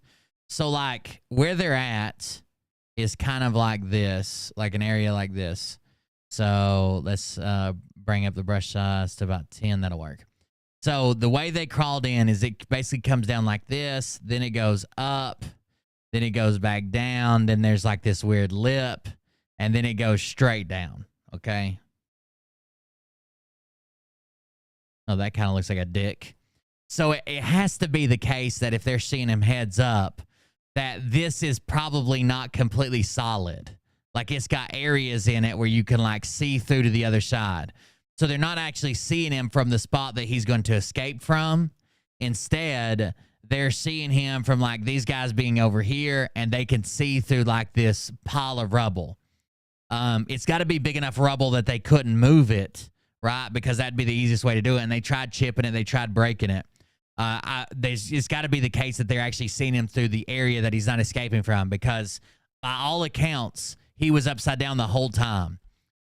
So if they're seeing him heads up, that means they're in a position to where they can look through something and see his head, and talk to him. I'm assuming. I didn't mean to draw a weird dick, but that's the way all my cave drawings turn out. I'm not much for hieroglyphs. John had slid back down into the crevice and had now become completely unresponsive. With the rescuer closest to John now needing... By the way, these are more photos, so I'm assuming that is that John's legs. Let's see before they zoomed in here. ...had come out, causing part of the cave to crumble. This had hit the... No, that's... I'm guessing he's down here. I see some shit down there. That must be him down there. This must be the rescuer. He must be down in this hole. But that is crazy. See how the rescuer looks like he's not working on this hole right here? He looks like he's over here. So we're not getting a 3D picture of it. No matter what, we're getting a 2D picture of it. So maybe over here off the screen to the top right is actually the way you go, right? That's actually the way you get out of there or get in there. And this is just a hole through the rocks where they saw his face, because this is definitely where his head was. So even if he is upside down like his let me draw this. Hold on. So what we're seeing now, and we don't know what angle the camera's at, but what we're seeing now is a hole right here that had his face in it. But the guy is literally, I'm going to draw a stick figure. The rescuer guy is literally over here with his head over here working on something. So it could be the case that his body is literally, when we saw it through the hole, it was literally like this, and we saw his head, right? That could be the case, but he has to come out over this way and back around the way the guy was standing. See what I'm saying? So that's got to be, he dies. That's got to be the way, because he was upside down the whole time. And this could all be on an angle. This could be leaning. We don't have no idea.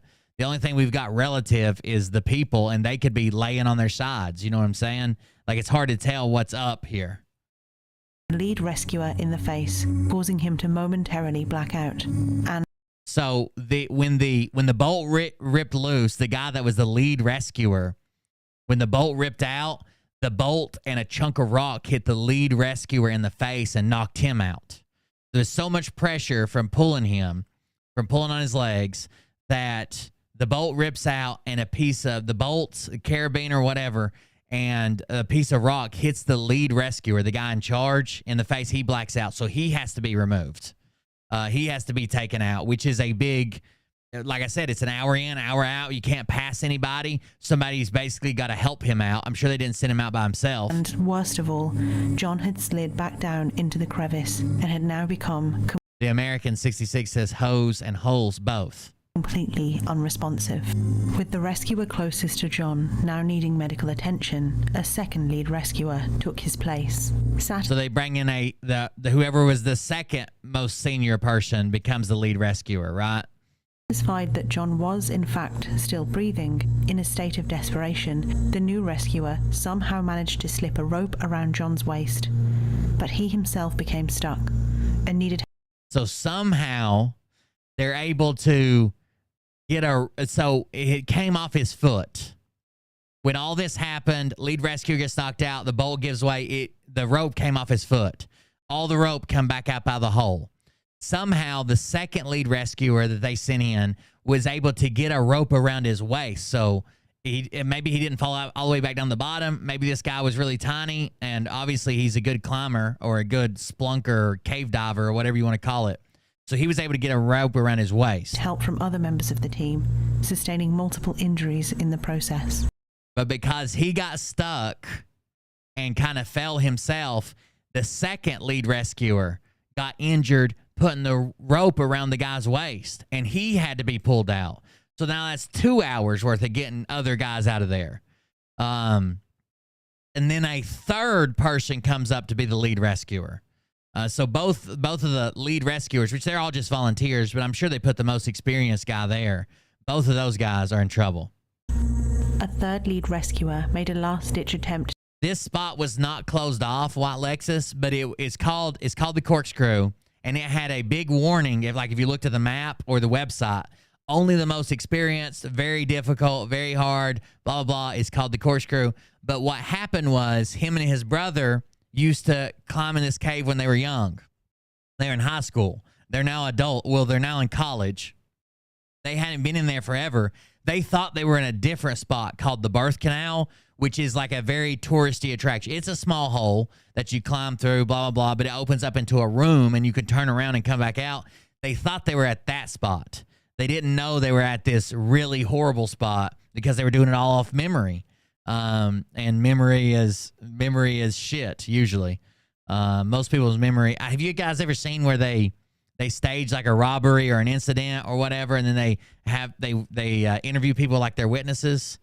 It's crazy, but memory shit. So they went to the wrong spot and went to one of the most complex spots for cave divers in the whole place, and they weren't very experienced. They did this as kids a few times, and then they come back as adults, and they were him and his brother were acting as their experienced divers for the whole group, and obviously they weren't very experienced. To free John by desperately drilling away the rock around him, but it was no use. The entire team was exhausted. So they drilled away the rock. They busted away the rock. Once he's unconscious, they drilled away, busted away. They got the rope around his waist, and they were able to free him because when he fell, when the rigging and stuff fell, he became stuck. Like they couldn't even pull him, even though there's a rope around his waist. They were finally get him to where he was moving. His body was moving again. John was barely They were breathing exhausted. and was still unresponsive. He had gone into cardiac arrest, and tragically, there was nothing anyone could do. It was at this point that John's wife Emily was informed of the situation. John was technically alive, but unconscious. In her desperation, she believed... And she was there with the family, his wife or girlfriend or fiance, whatever it was. I think it's his wife.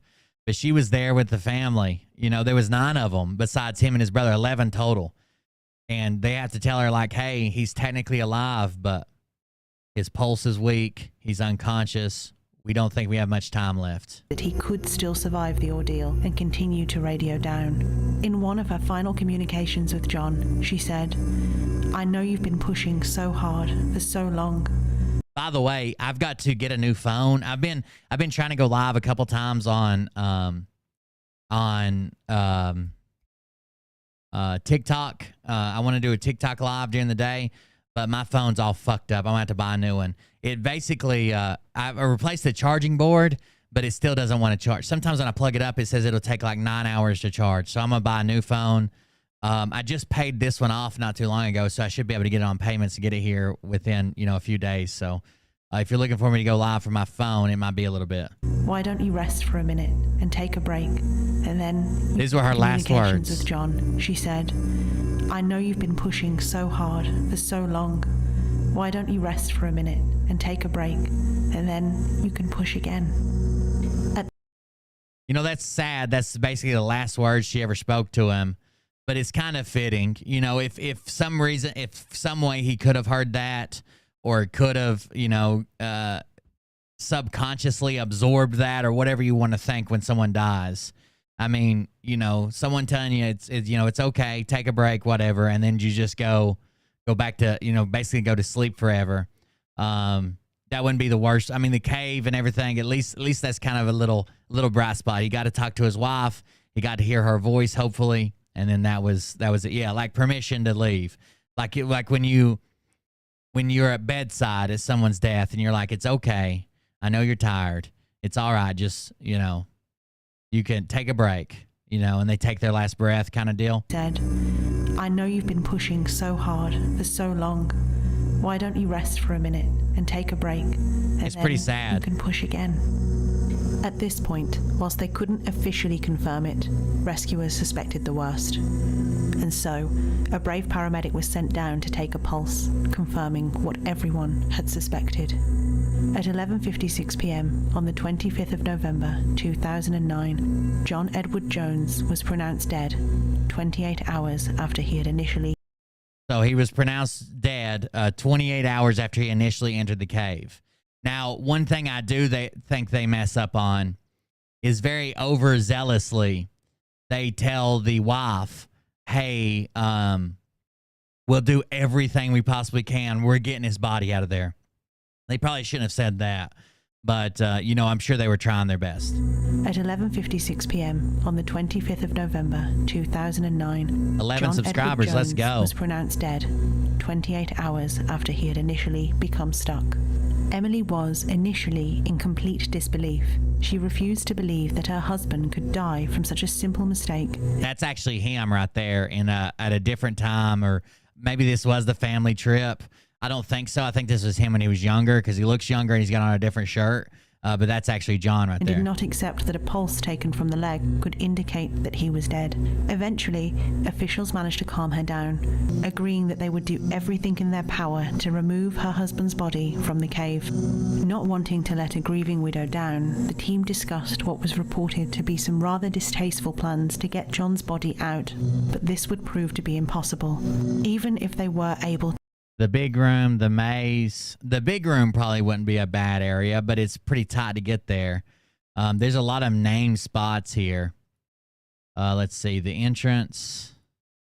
Oh, this is just a portion of the cave. I was trying to zoom up. So see, he's all the way down here and literally nowhere.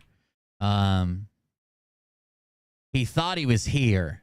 This is where he thought he and his brother were going. They ended up all the way down here at like some type of dead end. John Jones' body stuck in uncharted territory near Ed's push. Like they don't even, it's not even part of the cave system.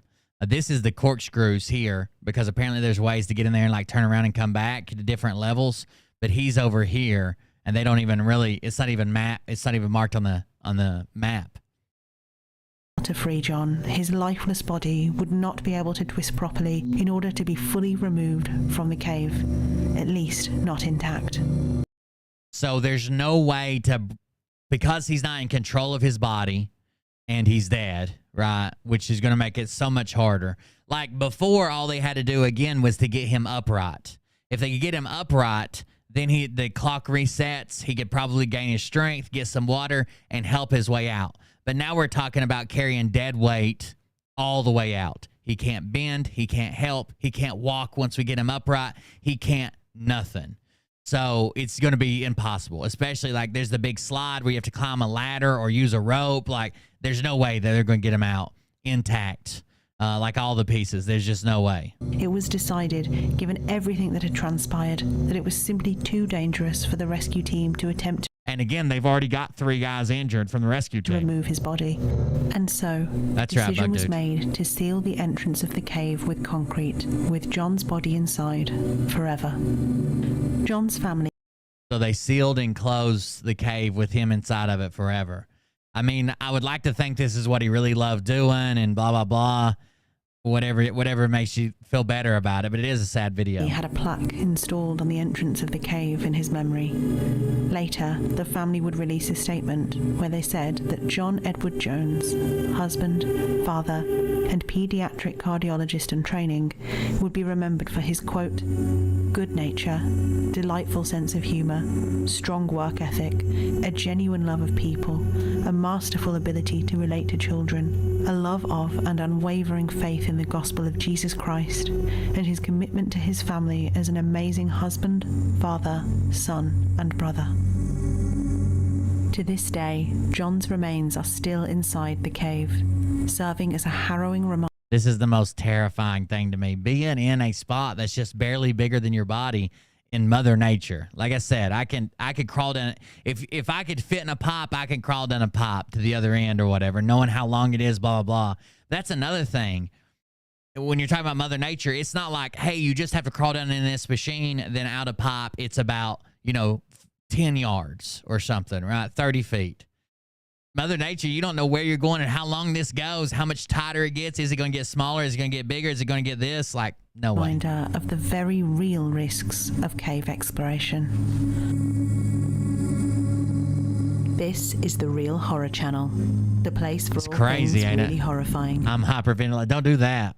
Here is the one that everybody else is talking about. The Thai cave rescue, the soccer team. On June 23rd, 2018, you guys want to watch the it? boys of the Wild Boys Football Club set out They get for rescued. So do you want to watch it or no? You want to cover something else?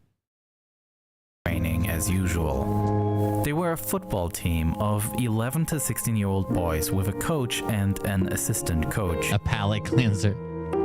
Training went on as usual, and the head coach said this rescue was insane. They had to put a line out. There's all these different ways they could go. This is a pretty good rescue. To his players and got ready for the older team's upcoming game, putting his phone the captain to the side. Bitch.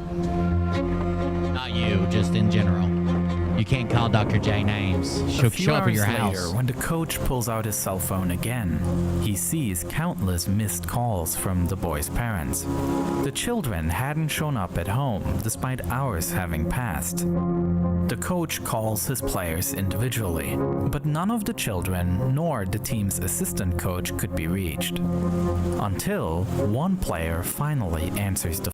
By the way, that was a misconception that the main coach took them. Is actually the assistant coach took them after practice. Apparently, they had been talking about it that day and amping it up. Like, have you been to the caves? Oh, man, it's so cool, blah, blah, blah, all that shit. And then after practice, they're like, well, let's just go.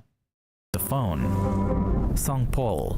Mariah watches horror channels like that, so the real horror would be right up her alley. I don't think she's here tonight. I think she fell asleep. She's been working today pretty hard. Tomorrow she goes for a massage and a pedicure, and then Saturday's her birthday. 13-year-old team member. He's receiving the call from home as he was picked up from training by his mother. But he tells the coach that the other team members rode their bicycles to the nearby Tam Luang caves in order to explore them together with Look how long that cave system is. So the assistant coach took them to explore this cave system that's huge, and the rain's been pouring down. And one of the things of the cave is like if it get enough rain, it gets blocked off completely. They walked in without having to go underwater. But on the way out, coach heads straight to the caves. But when he gets there, he makes a terrifying discovery. All their bots. At the cave entrance, the coach finds the kids' abandoned bicycles, which means that the team is still inside. It looks like the most reliable way to do it, guys, is through just open it up in a browser. Either go to coldbeer.fun and click on this K, or open up a browser and type in kick.com/coldbeer confessional, and you can subscribe that way. Some people are saying they can do it on the app. Some people are saying they can't, but that seems to be the way to do it. Inside the cave. Only now, a rapid stream of water flows through the cave entrance, creating a life-threatening situation. The heavy rain had started just when the boys were inside, and if they are still alive, they are now trapped. Oh, you guys get founder badges for Thai being the police first officers find subscribers. backpacks and other items left behind by the boys. However, apart from the cave entrance, it was not possible to search deeper inside, as the water level was so high that it blocked further access. ตั้งแต่เมื่อวานนะครับท่านผู้ชมครับตอนเย็นๆทั้ง13คนหายตัวไปหลังจากเข้าไปเที่ยวในถ้ำหลวงขุนน้ำนางนอน In addition to local authorities, special divers from the Thai Navy SEALs are called to the Chiang Rai region, where a crisis management team is set up to coordinate a rescue of the team. Also, a British civilian approaches Thai authorities, offering his help. The man's name is Vern Unsworth, an experienced Yeah, one of the Navy SEALs, one of the Thai Navy SEALs ends up dying. He asphyxiates during the rescue attempt. He had already went in. He was coming back to the staging area, and I guess runs out of air or something happens to his regulator or something. He ends up dying. experienced caver who lives in the area and has a good understanding of the Tam Luang cave system, having been the one who has been exploring and mapping this cave for years. Tam Luang is said to be the 4th longest cave in Thailand, and just over a kilometer past the entrance. Actually, 2 people actually end up dying from this. The one that dies there, and then another guy ends up getting some type of blood disease from this cave, like another Navy SEAL guy from the Thai Army, Thai Navy SEALs. He ends up getting some kind of blood disease, ends up dying from it like a year or 2 later. I think I remember reading about an update about it. This cave splits into 2 paths at a T-section. From here, the entire cave extends over 10 kilometers deep, and the 10 kids, if kilometers. they were still alive, Jesus would Christ. most likely be further inside on a higher elevated section. The fact that Unsworth was there was a stroke of luck.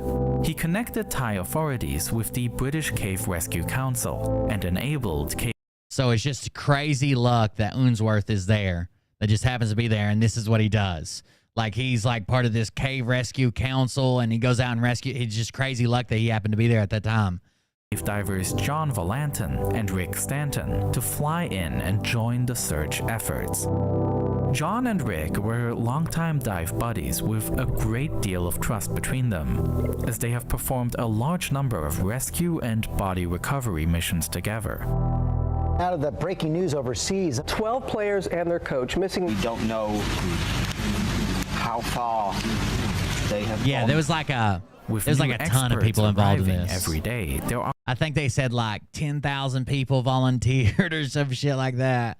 150 government agencies. Like, it growing was just crazy. fears that it might already be too late before specialized cave divers can really get started. They pumped a ton of water out if of there. the boys were still alive, they ton would of water. probably have run out of food. After all, they had only planned to spend about an hour in the cave. Meanwhile, heavy rainfall leads to rising water levels inside. I've actually heard this story told, I think, by one of the rescuers or some shit, right? Like, one of the rescuers comes out and says some shit about it, about he's talking about the line they had to follow and how it was pitch black and they were basically feeling their way. And at one point he loses the line and thinks that him and the kid he's got on his back are going to die. Like, was it Joe Rogan that did an interview with one of the rescuers? The cave, and instead of progress, the Thai Navy SEALs were now even less able to advance inside. And when the British cave divers showed up, there was a certain skepticism as to what these older men could contribute that Navy SEALs couldn't. As far as I know, there's no like theatre of war inside a cave, so they've never ever been in a cave in their lives. So of course they haven't got those. That's not true. Like, no theater of war in a cave. Like, we fought many a battle in Afghanistan in caves. Sort of spatial skills to navigating one, which we've honed over all those years. For John, cave diving is a passion, and yet also a hobby.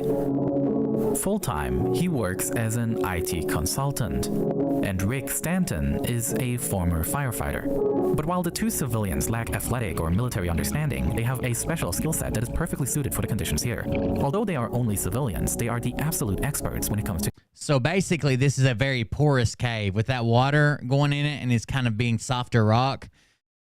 Like, if you didn't know where you were going, if they didn't put that line in, the way the guy explained it, I think it was on Joe Rogan, was basically like, if you lost that line, you're just fucking lost. You can't tell up from down, left from right. You're underwater.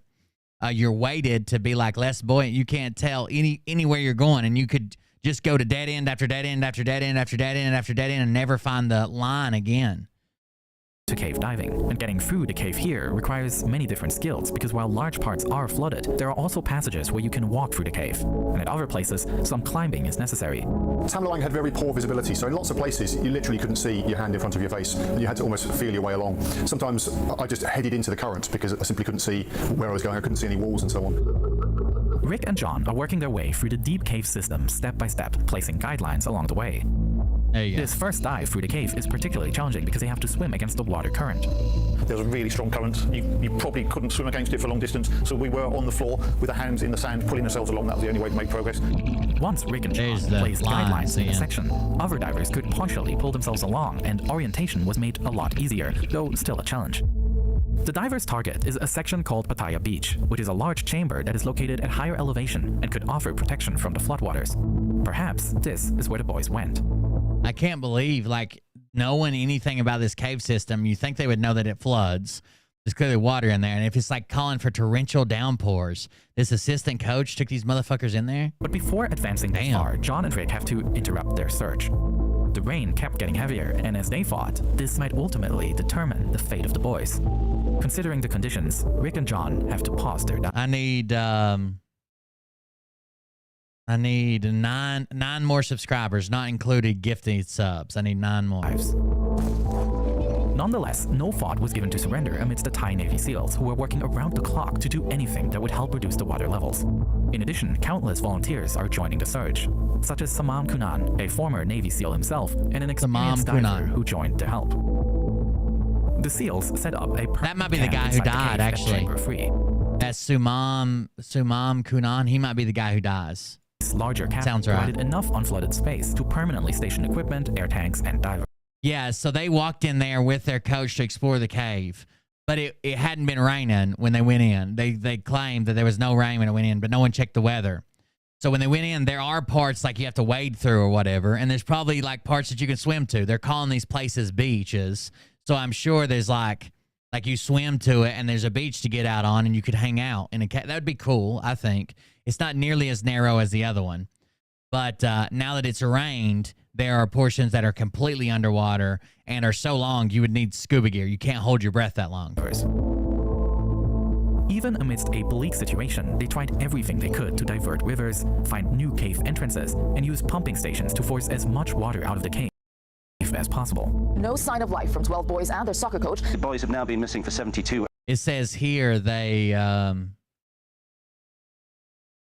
10,000 people, 100 divers, 100 government agencies, 900 police officers, 2,000 soldiers, 10 police helicopters, 7 ambulances, 700 diving cylinders, and pumping more than 1 billion liters of water out of these caves. But like this is an area that when it rains, it floods basically, and it'll be flooded for days and days and days. The rivers are outside their bank. They're filling this cave. You know, you can't pump against that. Locals are holding out hope that they're still alive. Thank you, Mac. Driven by the enthusiasm of the local search teams and considering the slightly improved weather situation, the British volunteers began to join the help again, embarking on their longest dive into the cave system so far, with the goal of finally reaching Pattaya Beach. That's where they think they're at, Pattaya Beach. They're just guessing, though. After a long and exhausting dive, they finally... I'm pretty sure they knock these kids out. They use less oxygen or something, right? Or so they won't struggle. I think they give them drugs to knock them out, right? They make them unconscious, and one of them wakes up in the middle of it. That's the one that was on Joe Rogan. Make it, and are now at the high point of the kid who woke up. But still, there is no sign of the boys. From here on, there is no way of continuing to dive responsibly. Bleach and ammonia makes basically mustard gas. It's Just don't mix it. The basic Ketamine. rule is to use about a third of the air for the way in, so that you have another third left for the way back, and 1/3 as your reserve. The divers were already way past that rule. Also, that's another thing. So that it takes so long. Every time they find a spot that's not underwater, they start storing tanks there, right? So like you can't get in and out on one tank. But they decided to not give up just yet, and advance further into the cave system, laying guide wire throughout. They continue making their way more than twice as far from the T section as their initial destination, Pattaya Beach, when they eventually swim up to the water's surface and suddenly notice a light. As John swims towards the light, It was twice as far as they thought they were at the Pattaya Beach. and starts hearing voices, he turns on his camera. How many of you? 13. Brilliant. Yeah, it's okay. Many people are coming. Many people. We are the first. Many people come. Tomorrow. No, what day is it? No, okay. That's just amazing that they even found them, much less that they were all there, healthy, happy. You know, I'm sure they're starving. I'm sure they're freaking out. I'm sure everything's crazy, but alive. Monday. Okay, but 1 week and Monday. You have been here 10 days. 10 days. You are 10 days. Just describe immediate interest in this story. 10 days. I'm only 16 feet above sea level, and that's as far as down as I choose to take any of these risks. Yeah. I don't like being in tunnels or caves either. I mean, I get anxious. I can go in a cave or a tunnel. I actually saw a job site one time that a guy got buried alive, just digging a fucking. I mean, it was deep as hell. It was like they were trenching and they were probably 12 feet down. I saw a guy get buried alive, and they ended up getting him out. But Jesus, it fucked him up. Just the weight of the shit, like broke some bones, and it was terrible. To find the boys there is usually for the authorities and just for the nation in general, actually. The following day, 3 Thai Navy SEALs Damn, arrived they're to the team so to deep. stay with them for the remaining time. As enthusiastic as the world reacted to the boys being found, those involved in the rescue knew that finding the boys is the easy part. But no one had any idea how to get them out of the cave. So the plan for now is this. They are trying to furiously pump as much water out of this cave as possible. Elon Musk built a kid-sized submarine after the rescue team rejected his offer, claiming that the rigid craft couldn't negotiate the sea. So Elon Musk builds a kid-sized submarine that they can slip in this tube and take them out one by one, either with divers and an operator diving with them. But they say like a rigid sub isn't going to be able to do this. You know, it just doesn't have the bend. There's some places we have to bend over it. So Elon Musk freaks out and calls the guy that's the lead diver, the British guy, he calls him a pedo, and he got sued for that. Continuous cave tunnels, the Tesla boss lashed out on Twitter. In previous Oh, cave sweet. rescues, Thank you. drilling has been used as a way to get people out. And the final option is to leave the Austin group inside the subscribed. cave Thank until you around very the middle much. of I appreciate that, guys. when the monsoon season finally ends. On one hand, there was the option to teach. White Lexus just followed the channel 2 minutes ago. LaBelle followed the channel. White Lexus subscribed for 1 month. Captain Morgan, Austin, thank you guys. Thank you very much. I appreciate it. The boys how to dive. They could practice short dives with instructors in their cave until they are ready to take on the long, difficult journey out. Option 2 was to rescue the team using an emergency elevator in a newly drilled shaft, somewhat similar to the 2010 rescue of miners in Chile. Finally, I think that maybe if they could do, this is really weird. It has nothing to do with it. People often lose or forget where their septic tank is, or maybe they buy a house or maybe an old house or whatever. They have this thing that's basically like a, almost like a sonar buoy that you can flush down your shitter pipe, right? And it goes down, and then you use a locator on the ground side, and when it stops, it's in the septic tank, and you can find it, right? They could kind of do the same thing, like take a locator in there, go wherever they're at, find a new way to drill a new shaft, or even blast, like not go to the beach they're at, right? But like, let's say we go 100 meters away from them instead of like fucking whatever they are, thousands of meters in there. Let's say we go 100 meters away from them and blast a fucking hole, dude. Not only would water and shit come out, but even if we still had to use the scuba people, it's still a lot shorter mission, but they're not able to get that. If I get a sub, is it just, it should just be for 1 month. It shouldn't auto renew. It'll tell you when it's running out. If it's like Twitch, it'll tell you when it's running out, and you'll have to renew it. Twitch allows you to turn on auto renew, but it should have asked you that when you went to renew it. There was also the option to simply wait until the rainy season is over. As long as they are trapped, the team would be provided with food and would be able to walk out of the cave once the water level went down. While to outsiders, it appeared as though there are many difficult options to choose from. The rescuers on site came to the realization that it was even worse, that none of these options was realistic. Teaching the kids to dive in this extreme environment is not possible. Austin gifted a sub. Not only are some of the boys gifted subs don't count toward my goal, but thank you very much. I appreciate it. Unable to swim, they are also exhausted and tired from days of no proper sleep. Q Idiot gives it a sub In addition, as well. the path through the narrow, dark cave has nothing to do with recreational scuba diving, and a panic attack would mean certain death. Yuri is part mustard. Filling a shaft was also Legend completely subscribed unrealistic. up now. Look In out. the case of the miners in Chile, it took about 7 weeks after their discovery before I cannot believe I'm getting 100%. That's amazing. I'm getting 100% of the subs, except for the only thing I don't get is like what Stripe charges for processing. That's just insane to me because on Twitch they take half of it. Like if I have 100 subs on Twitch, I make $250 a month. If I have 100 subs on here, I make 500 or 480 something. That's insane, dude. before they could be freed. The situation in the Thai cave was not much better. The team was almost a kilometer underground, and in between there was mostly solid rock that is difficult to drill through. And even if this approach was used, it's unclear how to exactly determine the location of the boys, so that the borehole perfectly lines up with their chamber. Elon Musk was very salty about the submarine, for sure. Lastly, waiting until the end of rainy season is also doomed to fail. The oxygen level in the chamber is already in a dangerous range that is not survivable for a sustained time. And it was still only the beginning of the rainy season, which lasts until November.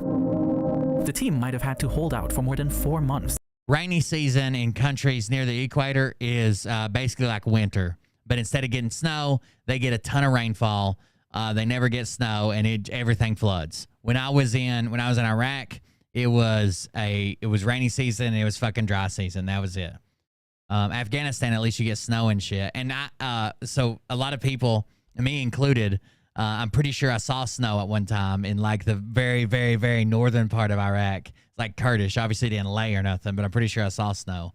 But yeah, rainy season is just a lot of fucking rain. What is that accent? I am actually from British Columbia in Canada. During which increasing rain could endanger the safe spot they were in. The rescuers were out of options. On top of that, word of a tragic new development made rounds. Waking up to this news this morning, the man who died was young, he was fit, he was a former Navy SEAL, and I think it really just underlines how dangerous this cave is. Saman Kunan, the retired Navy SEAL who volunteered to help, had died. A painful loss and a reminder of just how dangerous this entire operation is. Saman Kunan. Yeah, I'm from Kelowna. Died from lack of oxygen, his dive partner finding him unconscious in the water. With no realistic rescue plan now I hear it. Available, a somewhat insane idea is thrown into the room. What if the children were sedated and then transported through the cave system? Yeah, they end up sedating them. So and they put an oxygen mask on them and basically wear them like a backpack or hold them in the front or whatever. I'm from Northeast Tennessee. System while being unconscious. At this point, P. Price with the subscription. Thank you very much. Dr. Richard Harris. Harris is an anesthesiologist from Australia and a cave diver with over 30 years of experience. Harris is averse to the plan and considers sedating the boys far too dangerous. One of the low chances of survival. Oh shit! Hold on. Still, he travels to Thailand. One of the kids wakes up. That's the I'm from far west Tennessee. Oh, cool. I live in I'm sure you've heard of like Bristol, John City on the other side of Knoxville. I live like close to like John City, the Tri-Cities. Basically, my the county I live in touches right up against Asheville, North Carolina, basically. And what ultimately convinces him is not a change of his risk assessment, but the realization that there's simply no better option. To do this, so this is inherently dangerous. He doesn't want to do it, but it's the best of bad options. Team was assembled and flown in, made up of some of the best cave divers in the world. I can't believe we got hooked on cave diving tonight because I fucking have a phobia. The kids in the cave would put on a wetsuit and then be given 2 shots of sedative drugs, leaving them fully unconscious. Then a special diving mask is put on that covers the entire face. and Thunder Valley. They're part of the same complex. Thunder Valley is where they have like the May Drag Nationals and shit. It's a drag strip, and then Bristol Motor Speedway is the world's fastest half mile. And supplies positive pressure so that even if a gap opens on the water, the air pressure should keep the water out. The race, to me, I've been so many times, the race is kind of boring. But the party around the race, like at the campgrounds and outside the track, the party's amazing. The boys' hands were tied behind their back to keep their arms from swinging around. And a tank filled with 80% oxygen was placed in front of the boys' chests so that their head cannot fully tilt down, which could result in a blocked airway. The kids would also be tethered to their diver so that they could not get lost. And from this point on, the lives of these kids were literally in these divers' hands. That's insane, dude. Are you listening to this? They're going to knock them out and then make sure they're going to hardline a tank to them so their head can't drop down, and so they just be breathing through a mask. They put them in a wetsuit, knock them out, hook them up to scuba gear, tie their hands behind their back so they can't flail around, and then tether them to the divers and dive the fuck out. Be tethered to their diver so that they could not get lost. And from this point on, the lives of these kids were literally... My dad used to work for a company that, I guess, I don't even know if this is legal, but basically... My dad worked for a company that he was a dump truck driver foreman. So he picked what trucks went on which jobs by seniority, the better people had been there the longest. But they don't employ 100% of all the trucks they always need. So like, because they don't always need them, right? They'd be hiring and laying off people all the time. So they usually employ about 70% of what they typically need. And the other 30% they contract out. So they would call contractors that own dump trucks and say, hey, we need you on this job, blah, blah, blah. Can we have 4 trucks, 3 trucks, 1 truck, whatever? Well, the people that were like these contractors, at different times of the year, they would always give the dump trucks foreman gifts and stuff like that. Maybe it was bribery. Maybe it wasn't. I don't know. But it wasn't supposed to be.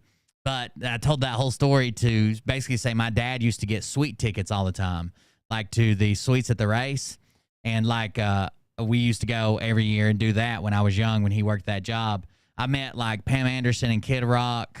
I met Rusty Wallace a couple times. Usually the winner of the race always comes up there. Tim Allen was there one time. I met a bunch of famous people there, and the suites were really nice. Like your food and beverage on whatever, you know, it's all included in the ticket price. They have like beverage girls that come around. You're setting up in a suite. You can either look out the window and watch the track because it's a small track, it's a half-mile oval. But or you could watch it on all the monitors down. The suites are pretty amazing. In these divers' hands. If anything Jimmy happened to the mask that was keeping their face dry, Seville. if it had Jimmy been knocked in any Seville. way, then the child would unquestionably have drowned. For Hold on. Anything had What'd you happened say? to the mask that was keeping their face dry, if it had been knocked in any way, then incoming dono clip. So basically, they couldn't get their face close to anything. Like if it just touched a rock and knocked and broke the seal, they would drown, right? And they're not going to be able to tell you. They're not going to be able to put the mask back on. They're not going to be able to fight. Their hands are tied and they're sedated. So anything that would knock the mask seal away, just be fucked. Just be fucked. It'd be fun to go to Cletus and Cars at Bristol. Oh, yeah. My nephew went last time Cletus was at Thunder Valley. He got to meet him, had pictures with him and shit. My nephew's a real big fan of Cletus. I like his videos too, but my nephew's like a super fan. Let's see if we can play this dono clip. Who's it from? Mort? I got it, mods. Here we go. Hey Derek, it's me. I'm stuck here with no means for escape. No means. I've got nothing around that I can help myself escape. And it's driving me insane and I can't. Mort Cumstein, the targeted individual being held hostage. A big Derek Johnson fan. He has no means of escape. I'm thinking they might sedate him and put an oxygen mask on Mort. Thank you very much, Mort. I appreciate the Jufro even more. Unquestionably have drowned. For longer intermediate segments in which the cave can be crossed on foot, the boys were taken onto a stretcher and transported towards the next diving segment. So they were a stretcher to get from diving to diving, but again, knocked out. The drugs given to the kids are not enough for the whole journey, and the diver has to administer a new drug to the child with a pre-made syringe. So each, not the anesthesiologist, because he can't be with every kid. They're making several trips with different divers. He had to mix up a fucking knockout cocktail in pre-made syringes and give them to the divers. And the divers at certain areas had to know when to stop, change their tanks, litter the kid. There was people at these areas that manage the tanks and shit, and give them more, knock them out more at the right area to not kill them. If you give it to them too early, to kill them. If you give it to them too late, they'll wake up during the dive. This is crazy. Throughout the entire way, the divers fear for the kids' lives. But when the first 2 kids make it safely to Chamber 3, confidence grows. It appears as though this insane plan is actually working. From here on out, the water had at this point successfully been drained, and the Navy SEALs, together with countless volunteers, transported the boys in stretchers through the remaining rocky terrain. So all they have to do is get to Chamber 3, right? And then they can get out. Reports from northern Thailand say at least 4 boys have been brought out. We've got live pictures here. You can see that. Morton Ramesh. Yes. Do you think Elon Musk and Zuckerberg are going to fight? We watched that video making fun of it, and they're like, put them in a tube. Billionaires love tubes, because it was just after that Titan sub disaster or whatever. Ambulances, we saw those. On the first day, 4 boys were successfully rescued, and the following day, another 4 kids were saved. On the third and last day, the plan was to rescue the last 4 boys and the assistant coach. But as well established as the procedure seemed at this time, something suddenly didn't work. The last boy was the smallest of them all, and the positive pressure mask didn't fit his small face. This is the one that they were talking about on Joe Rogan. The mask didn't work right. This is also, I'm pretty sure, the boy that wakes up, right? Is this the one that happens on? So make it, my kick does picture in picture. So what you need to do is make it full screen and then hit your home button. Make it full screen. There's like a button you push that shows the phone rotating. Hit the full screen rotate button and then hit your home button and it'll do picture in picture. The divers pressed the mask against the face. It didn't form a watertight seal. Zuckerberg backed out yesterday and said he wouldn't do it. Oh, shit. The divers were forced to try another mask, which they had taken with them but had hoped that they would never need it. It is a small children's mask, more suited for recreational use, and even this one barely fits the face and keeps slipping off. But the divers secure it as good as possible, and then hope for the best. I'm pretty sure the diver was on Joe Rogan. We are now learning that brought the last kid out or whatever. Free of that case. Oh shit! Cat Can Do 44 with a subscription. We need 3 more guys. That's what my goal is get the first 20 subs. Let's see, achievements. I want to make sure that one gifted sub might not have counted. We might need 4 more. So it says, yeah, we need 4 more. It says I got 16 out of 20.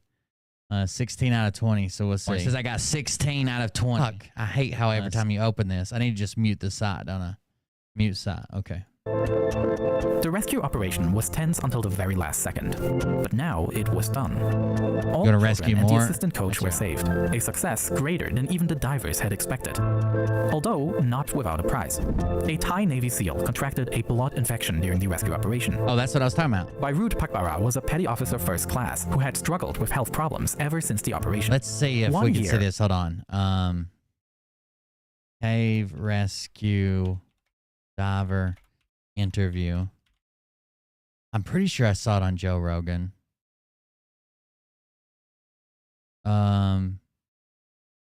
Rescues a trapped diver. Let's do this. Where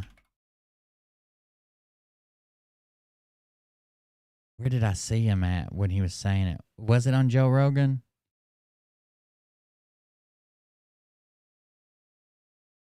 Fatal diving accident. One guy asphyxiates, one of the Navy SEALs asphyxiate, and then the other one gets a blood disease and dies a year later. Wasn't there an interview? Hold on. Interview with diver from the cave rescue. Kid wakes up. It might have also been on like one of the I watch these channels that podcast hosts are like former Navy SEALs and shit like that. Thanks for joining us. I'm with. They passed us along the. I don't think this is it. This is like a Does everyone want mainstream media thing. Divers from Memphis reveal how they did it.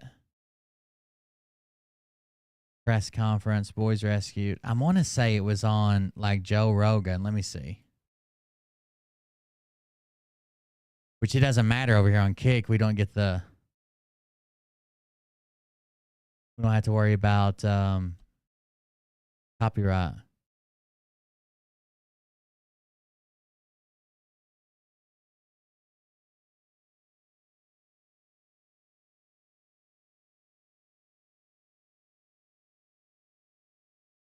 Cave diving horror story. What was it on?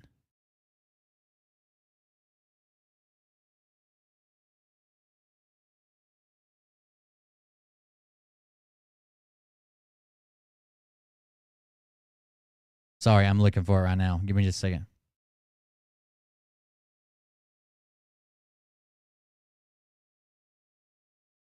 There's Joe Rogan talking about it.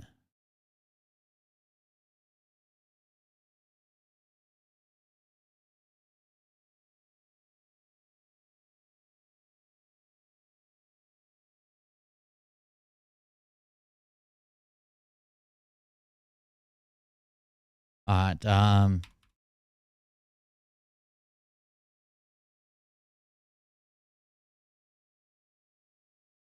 Sorry, I'm looking.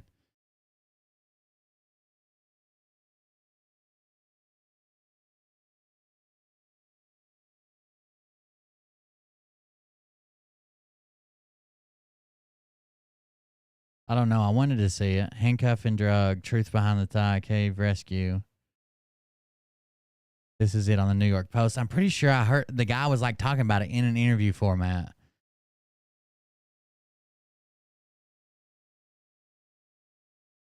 Mildly sedated.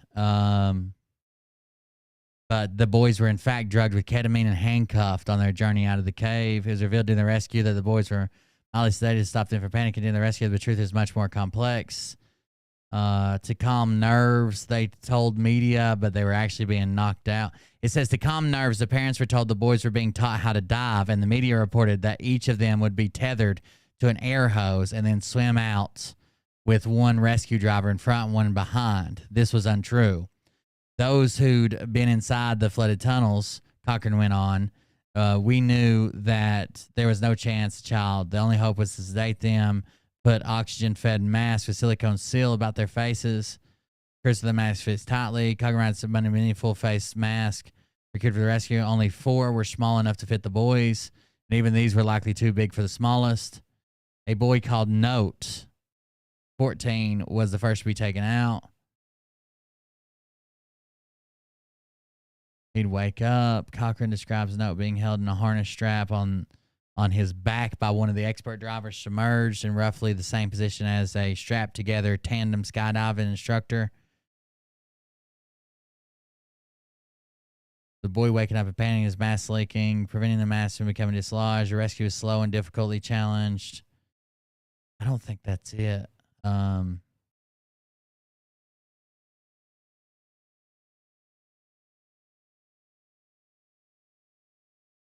The boys' parents were told that they would be... Jesus.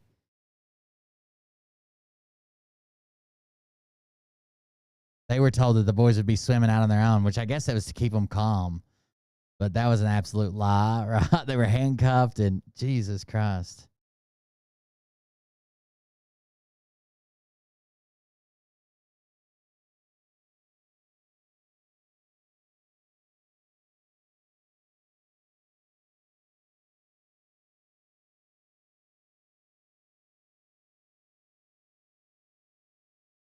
Is this it? Hold on. Yo. So these are the guys, and they find this group of like misfit. And oh my God.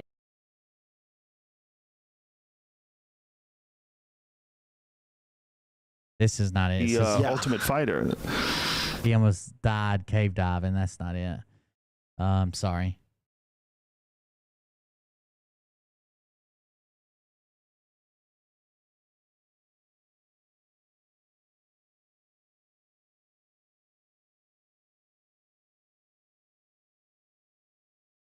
Let's just do interview. I keep getting like all these mainstream media. That's not what I'm wanting. The cave diver rescue. I want like wherever it's at. Good Morning Britain. That won't help. Ellen, no. See what this is. This is 3 minutes, 43 seconds. I know you guys can just hear it. Rick Stanton gave more details today about the incredible rescue by him. Thank and you, his L. Belcher, diving subscribed. colleagues Thank in you the very caves much. in Thailand. I appreciate that. He described the first moment he saw the... And we were right at the very limit of our last bit of line, and we were actually under where appropriate, and I sniffed and I could smell them. Coming down, I was counting them, 1, 2, 3. Still with the fact we got all 30. Underwater by a diver. Ethically, we were for the duration of the rescue. Maybe it was fake. I don't know. On properly. Very good seal on the mask. Everything was tightly cinched down. So they were basically a package with a handle, like a shopping bag. I do remember him saying we were that. holding them so close. A package. They were basically like a duffel bag. Is where they were brought out. In their hands, hanging below them in a duffel it's bag. A huge responsibility. We found them, but we hadn't got them out yet, and we had all that to come. Thank you for what you've done in humanity to the world. I want to say it might have even been that guy that gave the interview, wherever I saw it. Maybe I saw it on TikTok, then looked it up.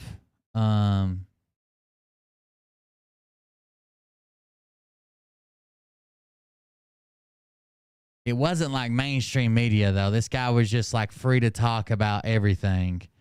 It was like a Joe Rogan style, like a podcast style, I guess. What is this channel? That's DW News. That's not going to be it.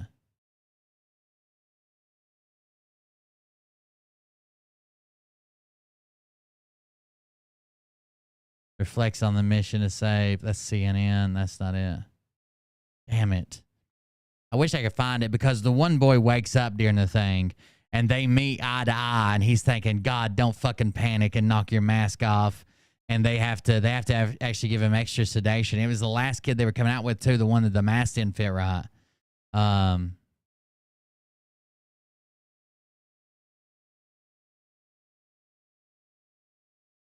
It must have just been something I watched on YouTube and I can't find it. Diver reacts to real cave rescue. I want to see this one. Wasn't there something that said dive gone wrong, caught on camera? Buried alive, Indian Springs. Horrible barrel trauma. Fatal diving accident caught on tape. Let's see what this is. I don't know how we got here, guys, but we're here, okay?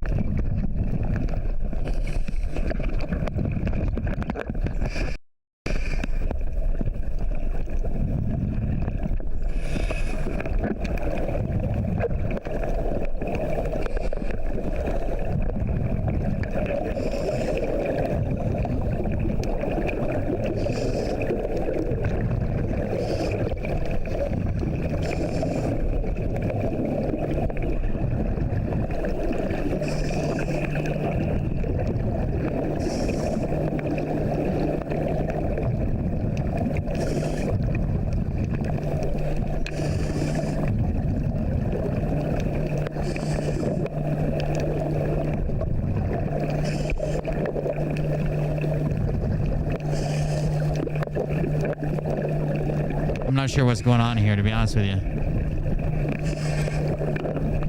What do you mean stop? You don't like the bad stories or the...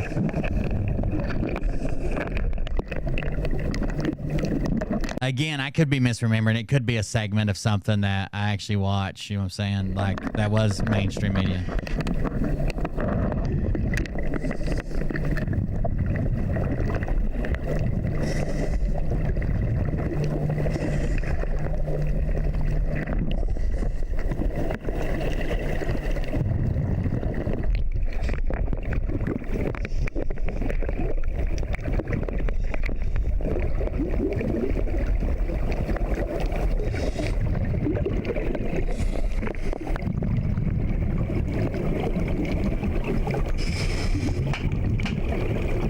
I don't know what, I have no idea what's going on here.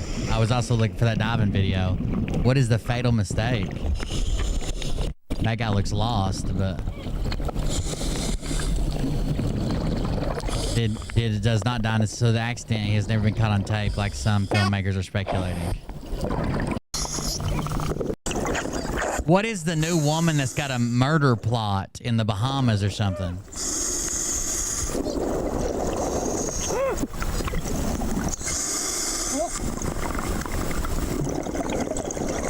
Let me read this. This is from 2008. It says, high-resolution video of the original non-edited tape of Yuri Lipsky. That clearly shows that Yuri does not die in this video, so the accident has never been caught on tape like some filmmakers are speculating. So I'm guessing it's not on this tape, even though people are saying it is.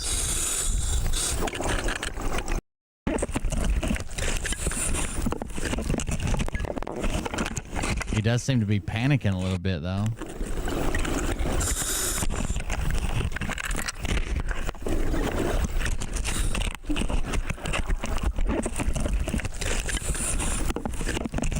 Oh man, I just found it now. So he doesn't die in that, and it's not caught on tape. But what is this? Oh my God, this looks terrifying. Oh my God. How could you fucking do this, dude? There's no fucking way. Thank you guys for the follows. There's no, dude, I'm getting anxious just fucking looking at it without it even. How do you? This is some crazy white people shit, dude. I couldn't do it. There's no way.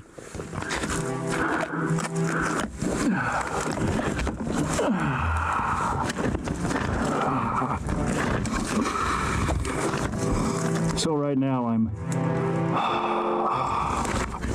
breathing out. No, don't breathe out because you're going to have to breathe back in a minute. What are you doing? Okay, so I'm coming up out of this, and if I get stuck, I don't think this is it. Dark, can't see anything. All I can see is the hum of my light. So I turn my light off. And I'm trying to think like, all right, just calm yourself. Am I confusing the two or something? Where's our partner? I start feeling around, and he's nowhere to be found, right? Nowhere to be found. So I'm now calming myself a little bit, and I start feeling the walls, and I start moving around. I'm trying to think, where am I? But I don't know because we haven't been down this channel yet, so I don't visually haven't made an imprint of, oh, there's that, there's this, right? Kind of like a mental reading of the direction of the front when we tied off at the first jump, right? So I know 126 degrees is the way out. So it's kind of a direction I can think of. The first thing that comes to my mind, and I start swimming that way, and I hit a wall, boom. And I go down and hit a wall, and I'm fucking in panic mode again. I fucking cave again, which is 800 yards to the front, to the door. I grab a hold of the main line, I fucking reel it in again. Okay. Now, the entire need to go is fucking silted out and blown, gone, completely fucking washed out. I couldn't see you sitting there, but I can see everything behind us. Sure. I can't see you. I have the main line, but I don't have the jump line to get the fuck out. So I started thinking, I was looking at the cave maps, trying, like, before we went, just try to get a visualize of the direction. I'm trying to remember landmarks, but I can't see anything. I can't feel. I'm feeling, and I find a hole, and I'm like, is that the right way? Is that the one I want to go down? Where does that one go? Okay, maybe, remember. That's not, okay, the cave, there was a very slow current, which is why the entire cave is now washed out from that point on, right? We're swimming in the current, we're going the wrong way. Fuck. I start, like, hyperventilating and panicking, and I'm thinking, man, you piece of shit, this is how people die. What the fuck are you? So I do it again. I fucking venture into the fucking maybe I'm combining the two stories. I don't know. Irrational, and I'm sucking my tanks dry, right? Mind you, I'm on air, so I don't have. There's no answer to this after I breathe my last breath. Can't see anything. Trying to figure out where I'm at. What I'm thinking. What am I doing? Hour. Okay. On my way out. I can't. Now I start thinking, what am I gonna do? I'm not gonna drown, Joe. Drowning's like my biggest fear in my life. 20 cave. Bonk. Right now now I gotta flip upside down. And I have to like crawl on the ceiling trying to figure out where the fuck I am. Now I gotta get out of the cave upside down. And I'm thinking, all right, yep. When I run out of air, I'm now thinking, I have a notepad that you carry in your pocket. You don't fucking find a way to quit, you fucking bitch. These are conversations how you with air, and I'm gonna fucking breathe it until the oxygen level no longer happens and I just pass out. That's what I've come to realize how I'm gonna die. Breathe your last air until you pass out. I'm fucking breathing hard and I'm hyperventilating. I'm crawling on the ceiling, looking for this fucking crack, and goddamn it, I found it. I found the crack, and I followed the crack, and the crack got bigger, and also I see fucking glow, like green glow. So crazy because that was, I mean, I've almost died numerous times, but maybe I'm combining these two stories in my head. That's the Joe Rogan one. It's from Donald Cerrone. It says almost died cave diving, but I swear I thought it had to do with the thigh rescue. I have this rock with me, such that I can pop off some of these knuckles, which made it very hard to get into. He's literally having to break areas open so he can get in. Now I have to go slow. That's that knuckle. I'm gonna be shirtless shortly here. Warning, the I'm actions and combining the stunts two. performed in this video were done so by professionals. Do not enter a cave without a cave tour guide. This is not a cave, dude. This is not a cave. This is like a crack. This is the crack in the earth, okay? And nobody was made to go there. Nobody. Nobody goes crack diving. This isn't a cave. Yeah, but it's okay. I can get through it. No, I don't think you can. That's why we do this. And you're just never going to get a sufficient answer. Why do you wake up in the morning? You know, what drives you? What makes you want to get up and go study a subject or go to work or go out, hang out with your friends? It's really? That's a crack, dude. No, that like going to work is not the same as climbing through Mother Nature's crack. Nothing, right? This is life. This is fucking and that's awful. all. This is our way of living. It is not our way of dying. It is our way of destroying shirts, but our bodies are Yeah, you can turn on and off notifications. just fine. Here. Today is mapping day, and this means for the previously discovered cave, she must now host an entire crew of cavers with mapping equipment. So no one's even been in this motherfucker yet. They're mapping it. They don't know if anybody's ever been in this, if they're going to go, if they start climbing through Mother Nature's crack and then it just dead ends right at the top, and behind a hood is this little almost to the texture of like chewing gum. I think they call it like the clitoris. Like she has no idea what's waiting on the end. Ahead of them lies an interesting and beautiful terrifying, dude. menagerie of formations, hallways, and rooms. However, its entrance forbids No man was made to go in that. Look at that. This was not made for man. This is made for rats and shit, bro. all but the most mature of cavers, willing to sacrifice their bodies for the task of creating an artistically eloquent and mathematically accurate map. This is a big cave. It goes quite a long ways. It's very interesting to look at. You say big cave. I just saw you having to take half breaths to fit through it. There's a lot going on, a lot of neat formations. No gold, no but silver, no it's nothing. Very hard to get into. The entrance has 2 squeeze passages that are very, very tight. They're having to break shit open to get into it. That means you're not allowed in, bro. This is not something you should do. Look, we found something. Upon entering the cave, it's immediately obvious. Three more subs now, I think, is what we need. Let's see. Achievements. We are at 17 out of 20. Yes, that not all of the cavers will fit through the tightest portions of the entrance. The lead caver begins to chip away some of the more obtrusive rocks in order that the mapping team can pass through. Only a couple times I ever wish I had a mask in a cave, and that was for a hantavirus. Interesting. We were digging through, rat minion mitten piles. What do you think the danger of that is with rat and bat poo? He wished he had a mask because he was digging through rat shit to climb in a cave. That trip, I did have some, chest, congestion and stuff. What the So this is where fuck? they're chipping is through this area here to make this a No, most of you guys followed. Follow is what you got to do to chat. Subscribe is to like pay, but you don't have to. We're just trying to get that first goal. I think it's 20 subscribers. A little easier to squeeze through. This is a big cave, but you got to. I have 20 subscribers and average 75 viewers per stream for like a month, and that's how you get the affiliate thing. Just to get in there. Gary elects to make the squeeze head first, with both arms at his side. Which if I don't stream here exclusively, I won't have 75 here. Most people go to YouTube or Twitch or Facebook, so we're going to have to do exclusive shows here too. This makes the body as streamlined as possible while exposing the front of the face and chin to more damage along the rocks.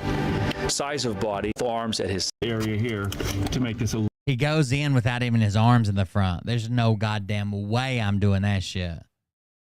Oh, it makes you smaller. Yeah, who gives a fuck? I need my hand. What if something's coming at me? Supposed to bite it? What if there is a rat or an animal in there? A little easier to squeeze through. This is a big cave, but you got to get through this to get in there. Gary, you just type in my name once you get to kick, or click the link. I left a link everywhere, or go to here coldbeer.fund and click this K. It'll bring you to me too, I think.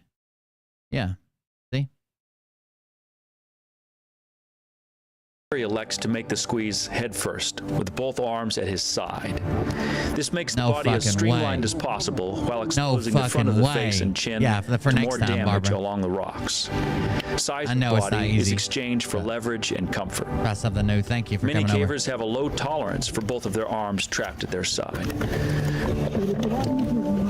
Small plastic pieces are laid on the floor to enable. Imagine a rat comes up and shits in your mouth. You couldn't even defend against it. You're definitely getting the hantavirus. It just comes up and shits in your mouth and your arms are pinned behind you. You couldn't do anything. Enable the cavers to make the tight squeeze. This is Gary. I'm gonna take a squeeze.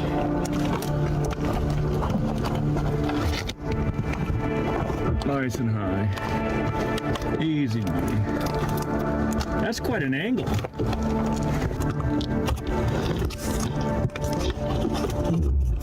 Once we get our first 20 or whatever and get that goal, then we can gift subs and stuff too. If anybody, I know we have a lot of people that like to gift subs over on Twitch. Goodbye, Gary Brick Road. I might ask people to stop subbing on Twitch and stop subbing on Kick.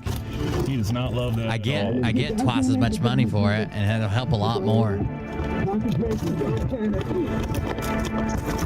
have to concentrate, he was saying. It's true, you have to concentrate a lot. What'd they lay that cardboard down for? So he slides easier or so it doesn't hurt him? Is it like the rock like jagged, like lava rock or something? There's some fucking like volcanic rock or whatever that'll literally cut you open laying on it. If I follow you, Gary, then I guess I know I can fit. Yeah, send the fat guy first. I'm gonna go, oh my God, look at this. Forward or one on back? Both behind me. Okay. I can see you. The lower arm probably can be. Yeah. No, this is much nicer. These sliders are great. Blood from Gary's chin. He cut his chin open. Yeah, they are sliders. You were right, Chris. He cut his chin open, dragging himself forward with his fucking chin. The fuck out of here. Yeah, we could probably bring a sheet through here, just leave it, because this makes this so much easier. You get something for, I'll smash that for your number of subscribers on your channel. Is that one of those? We don't even ask. We don't care. People don't gotta watch us. This is actually, So he says there's a couple of squeeze points just get in the cave. This must be the first one. Just to get into he says it's a huge cave, but get into it, you have to slide through two of these things. I'm not even sure I would call that squeeze, guys. Well, you know what? Okay, so with the cardboard, super easy. It looks like it. That's all I used. I hate this. Yeah. I just kept putting it in front of me and just sliding. Because I got my loose shirt on and everything. Yeah, it's like you don't get hung up. Oh, he's got his loose shirt on. So this isn't even a squeeze. I wouldn't even call it a squeeze. Got my loose shirt on. No, getting hung up in there would just take a lot longer to get through. And then you're tired. They've all made it. Yeah, most people have had to do it through the browser. Like open up Chrome on your phone and go to kick.com/CobraConfessional and then subscribe. Through the first squeeze. I don't know if you have an iPhone or Android, but both have told me that you can't subscribe from the app and you can't subscribe from the app, so I don't know. But they must regroup and replan, as the second narrow passage is both longer and tighter. This is where even the most experienced cavers may want to rethink their strategy. Longer and tighter. Well, the part that Damn. really got me was like, I assume this is the next squeeze area. Yeah. So you got it all this in here. Yeah, right? I'm looking at it. Yeah, I did. So that's this is afterwards is this, okay? That's a standing room. And of course, here's a couple plates. I can get more if you want more. No, 3. So some people have been in and described it. It just hasn't been mapped. Because he's reading, he said right there it says standing room, right, in the next part. So someone's been in it and documented it. And even like where it says most people would want to turn back here, the next one's going to get tighter. Somebody probably wrote that down before, but they're going through to map it. And that's what they're doing currently. 3 steps. There's anything worth. Not worth it. No, not by any means. I'm not making excuses for this white people shit, but it seems like that's what's going on. Noting in here like formations or That's cool. something. No, it seems like is the middle of his back. Holy fuck, dude. Hitting it. The middle of his back is You got hitting. this far before. This is the farthest he's been in. He's in. Yeah, Dude, I'm terrified for we just him. needed a little sibling rivalry. I just need that drill. Okay. Drill is coming. Now let's get Gary through there. I shouldn't be talking too much on the show. Q Idiot subscribe. Thank you very much. Q Idiot. That brings us up to 18. Thank you. I can't believe I'm so excited about this. Like, it's like starting over. I couldn't believe when I got my first like 20 or 30 subscribers on Twitch. Thank you very much, Q Idiot. I hope your new home's coming along too. We'll have to do a walkthrough on Patreon one time. Mariah even asked me about it. Said she loved your taste. We get you, bro. There's also body twisting techniques to get through stuff. Some of it, if you can twist your body, you can get through a smaller space. I know that, like I can twist my shoulders by just.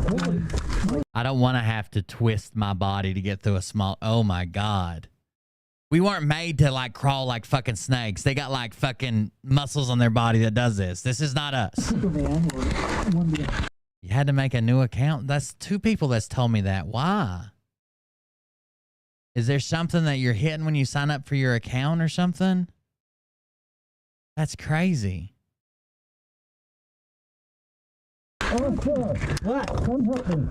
Okay, we're coming. It takes a moment for the other cavers to notice there's a problem. Do you want back? On his first attempt through the tightest portion of the entrance, all right, one of the cavers has become stuck in the passage. Oh my God. These kinds of maneuvers can be dangerous if the caver is alone. But with the team present, top view, profile view, he's stuck, dude. Face down, both his arms pinned. His nose is touching the rock. And it looks like he's stuck. His arms are stuck as well as like top to bottom and left to right. This is horrible. This is like, holy fuck. Could anybody in chat do this? There's no fucking way. assistance is always close by. I will. The caver is wet. This is the guy that I ran into, Caveman Hikes. I guess this is the guy I found on TikTok earlier because he had these same kind of like almost like it reminds me of a projector slide. The way the guy moves, like projector slide, like when you were back in school where they take like little pieces and like slide them along to make it look like it was animated. But yeah, the low quality I mean, better than what I got, but low quality graphics here. Edged in a small passage, hands down and at his side. He now has almost no leverage to move himself free. Calvin moves himself into position where he can pull his team member by his ankles, backward until he is free. With limited space, it is always a fight for. Dude, that would just be my grave. If I get to the point where I can't move anymore, I would be so terrified. I'd swell up and fucking crush ribs and shit. Leverage. I'd be done, dude. No way. Want more? No fucking way. This is all we're going to cover tonight is fucking cavers. But goddamn. I'm going to keep a hold of this one.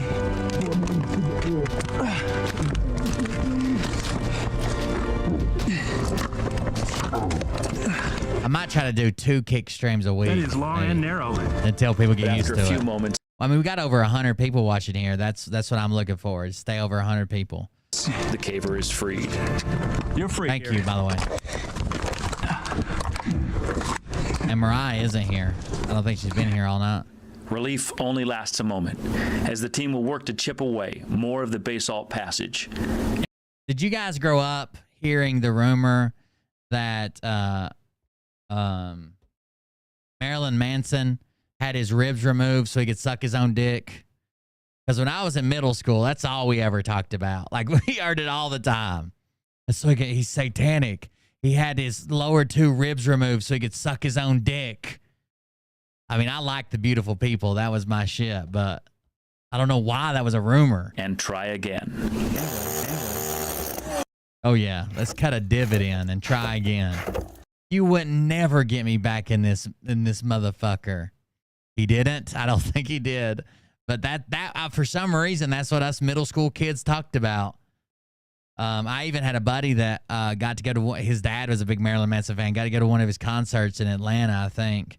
And even he's like, yeah, man, you could tell.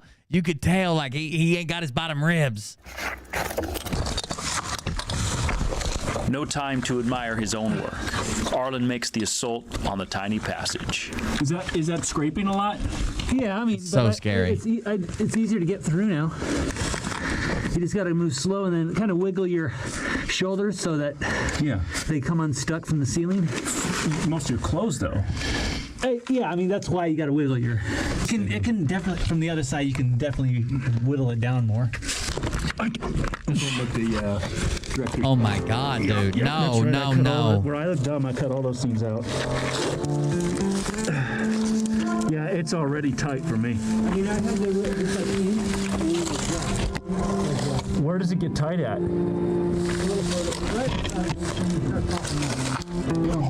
So we use these. It's tied everywhere. Oh my God. I'm waiting for spiders to come running out. I don't even think spiders could fucking break my my fucking concentration on the fact that I'm being crushed to death by the earth itself. For smoothness, I'm taking the cardboard with me underneath me. It feels great. I can inch it along, and if it ever gets real tight, it's not tight. What's up? I had to exhale to get through. Well, that's wonderful. The squeeze master had to exhale to get through, and he's putting 200-pound bodies through this. Come on, guys, it's fun. He's pushing his camera along. I had to exhale to get through. That's terrifying. Exercise. It's fun. Everybody's doing it. Here's the question. Why not? I see you, Q idiot. Why not just make it big enough? Oh, Hung Tulo's in the chat. Look out.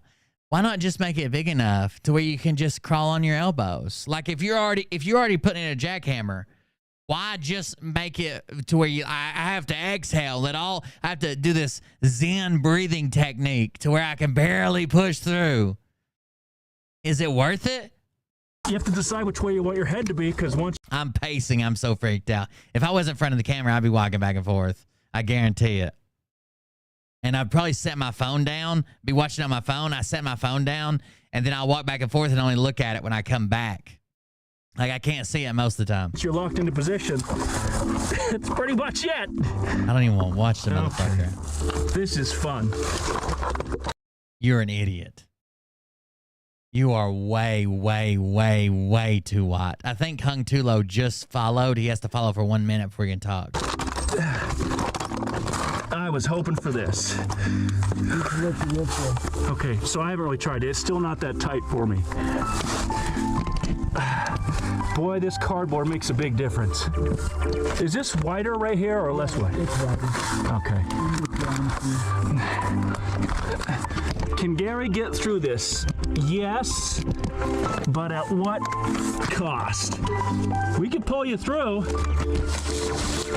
Okay, I think I can get through this. I don't know if you can, bro. This is. I know I just keep talking and pause. This is freaking me out. I could probably keep saying the same things again. This is freaking me the fuck out. Things white people do. This should be the top of the list. That's not a problem. Keep this cardboard over there.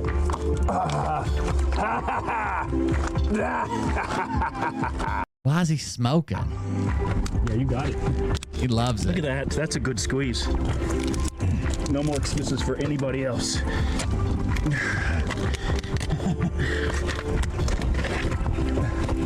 That must be the bigger guy he was laughing about. Slick. Coming through. Oh, you made that no problem. He doesn't have the cardboard. That's the difference. Yeah, it would have been nicer if I had a little bit more cardboard. Yep. But both those areas, if you brought cardboard in, would be. Nah, I'm good. I don't even like going through car wash tunnels. Like I said, you might have not been here earlier. But I know I've said it probably 100 times. I can do machinery. I can do pipes. As long as I can, I don't think I would like anything with my arms pinned up my side. But if they're in front of me, I've been in a bunch of machines. I've been in turbines. I've been through oil systems. I've been in confined spaces. Stuff that's not big enough to turn around in is usually what I could consider like my limit. I mean, I go in those things, but obviously I'm a bigger guy too. So there's some places I just can't fit on a turbine. But Mother Nature's a different beast, dude. Shit can always, like, it just, let's just say it moves a fucking inch on each side because something settles, or you were using a fucking little electric jackhammer or a hammer drill earlier. Just when you're crawling through it, just both sides move 1 inch. It's just gonna crush your head and pop it like a zit. Oh man. Stuff white people like. I got you. Gary, you are the nightmare. So you're the monster in the cave. Basically, over here on Kick, don't do nothing crazy. We'll still ban you. I'm not into like being fucking like using racial slurs and shit like that. But basically over here, copyright and all that stuff, everything goes. We can watch music videos. We can watch all that stuff for now. I'm not saying they're not going to change it, but technically we could sit here and watch a movie together. We'd have a movie night or watch TV or some shit. For somebody. Now they've been watching sports events over here. Some of the big streamers have.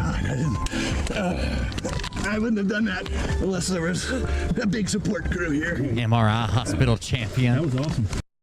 I feel like I can feel the cave wanting to. Does anybody know if that famous MRI picture of the guy who thought he had only a silicone butt plug, but it actually had a metal core in it, and it like jerked it up in his guts or whatever, is that a real story or is that like a urban legend? I've seen the picture, and I've even seen doctors talk about it. There's a doctor talking about MRIs. He was showing like where people throw chairs into them or whatever, and they like get stuck. But is that butt plug one real? He said it was. Take my pants off. He's a doctor. I don't know. The caving team has all successfully made it through both squeezes. Again, a regroup is necessary to plan the course for the rest of the cave and begin the map. So what about this little piece here? Yeah, no, I'll do that. At least they're out of the top part, I think. They're mapping it now. Yeah, under and I'm guessing that guy's drawing pictures of it. Oh, that's just a little. Like a normal caver would be scared that they're lost already. Yeah, actually, it does look up here. It looks a little bit lossy. It's got a. It goes a couple. Looks a little bit lossy. Ways. Are you coming back to where I'm sitting? Yeah. Is that a dead end up there? No, it's a window. I think you can get in from the other side. It looks like that. I know someone who got a plug stuck and called me to be their hospital friend. Is this like not me? It was a friend. Is this you admitting that it was actually you? Lower passage comes in through there too. But look, there's these everywhere in here. These candle formations. We call them lava. That shit. Candles. Oh, lava candles. Quite nice. Okay. And this cave is friend in quotes. That's right, Miss Frisk. Get her. a little bit mazy. Your nanny wouldn't take that shit. It's pretty large, and you can see the roots.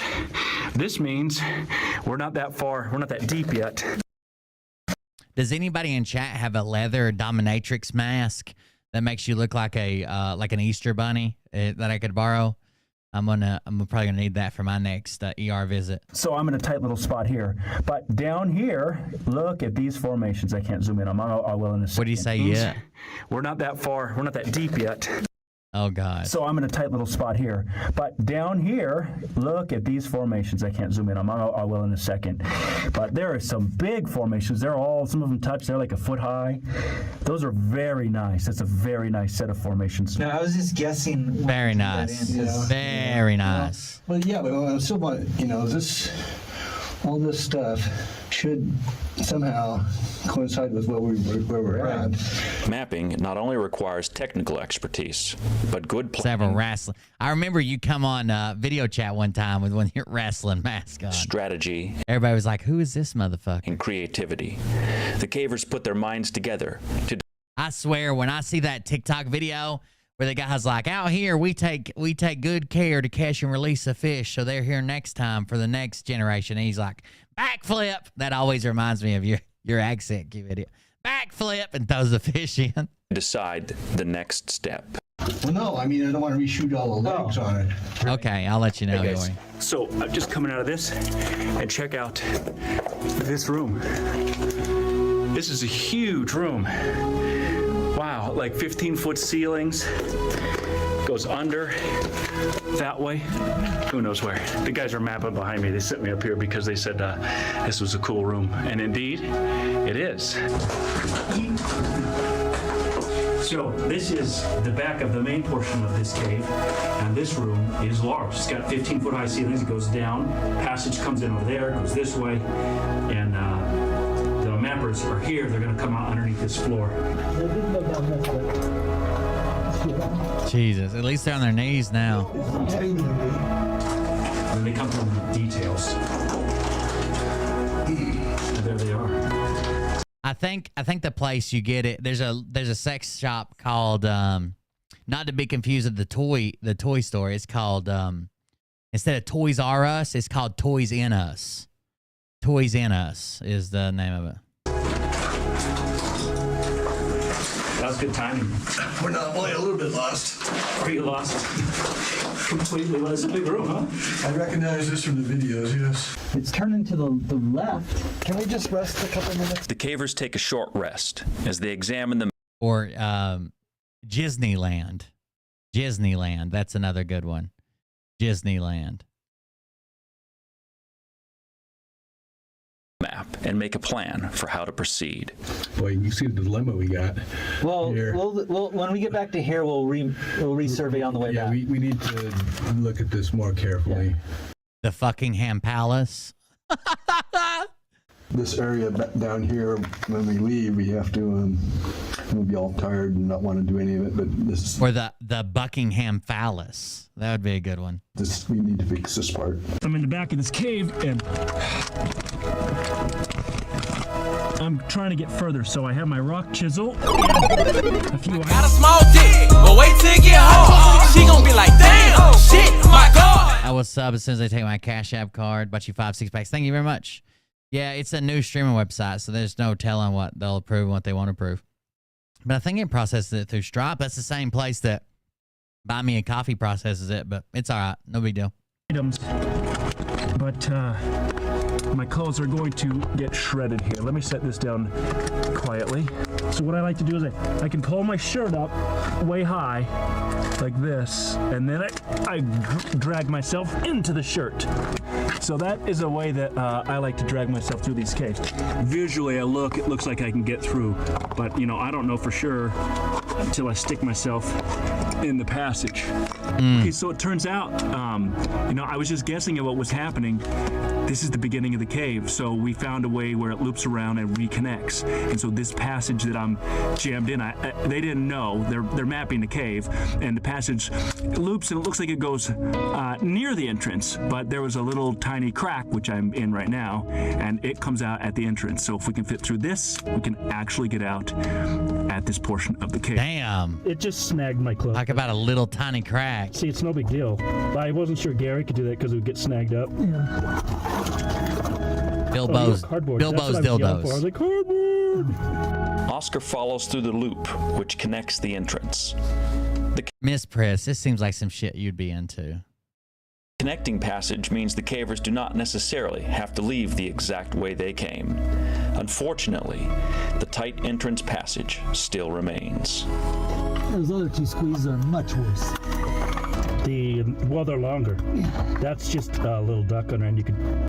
Somebody over here is making sex puns about Lord of the Rings, and you remember the Lord of the Rings, they had like one ring went to for power and one ring for this, one ring.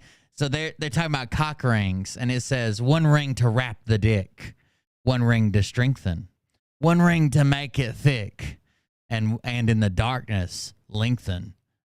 In the pants of Mordor where the privates lie. Chip that off. Who's next? You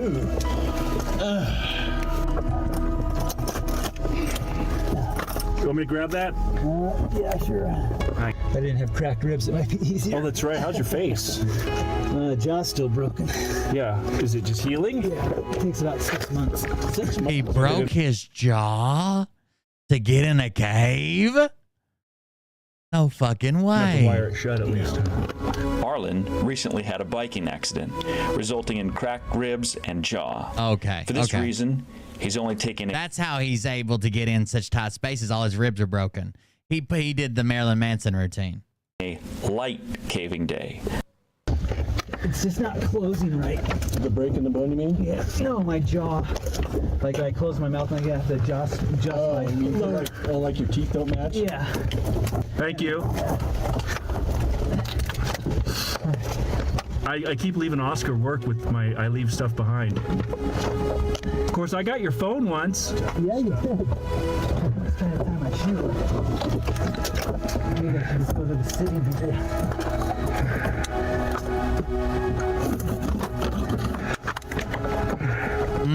This is terrifying. You're making it easier yourself. If you take that cardboard, you can slide right through. That's what I'm doing. It's nice. One exit squeeze down, one to go. Now on the right, I've just say it's real easy, no big deal, anyone can do it. It's important for the cavers to keep their body up higher in the passage, resisting gravity to pull them down. Oh, As because the it's like shape serves it's like a pinch. So you have to stay on this side or you'll get pinched down in there and you won't be able to move. as a catch trap if they slide lower. See, that's not bad. You just keep yourself up against I swear I think I would lube up. I would be covered in lube. the wall.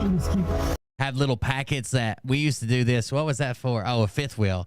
Have little packets that you, as you climb across them, they crush into more grease. Lube. Except for like right there is the tighter spot. Okay. Gotta get some stuff off really quick. I'll get it around. Turn around my ass. Turn around.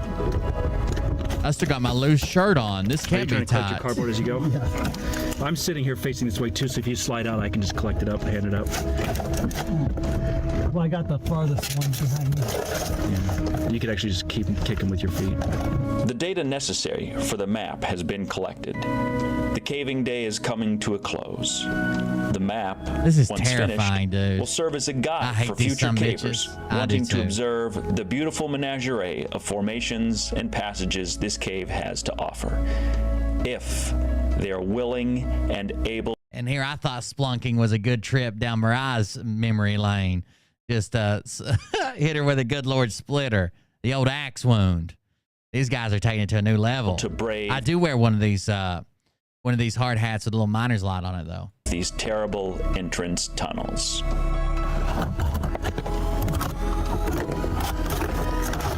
And I have found some of those lava candles in there, little rocky formations.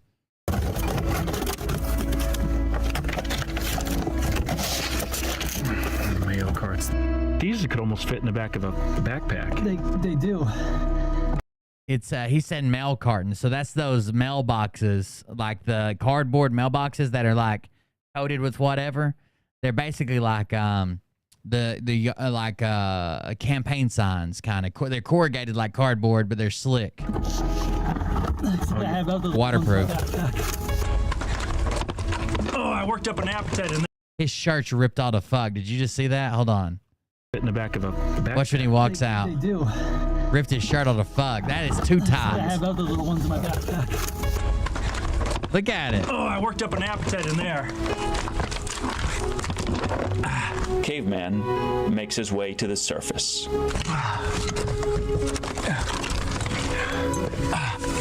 Bro, you were never meant to go in this place.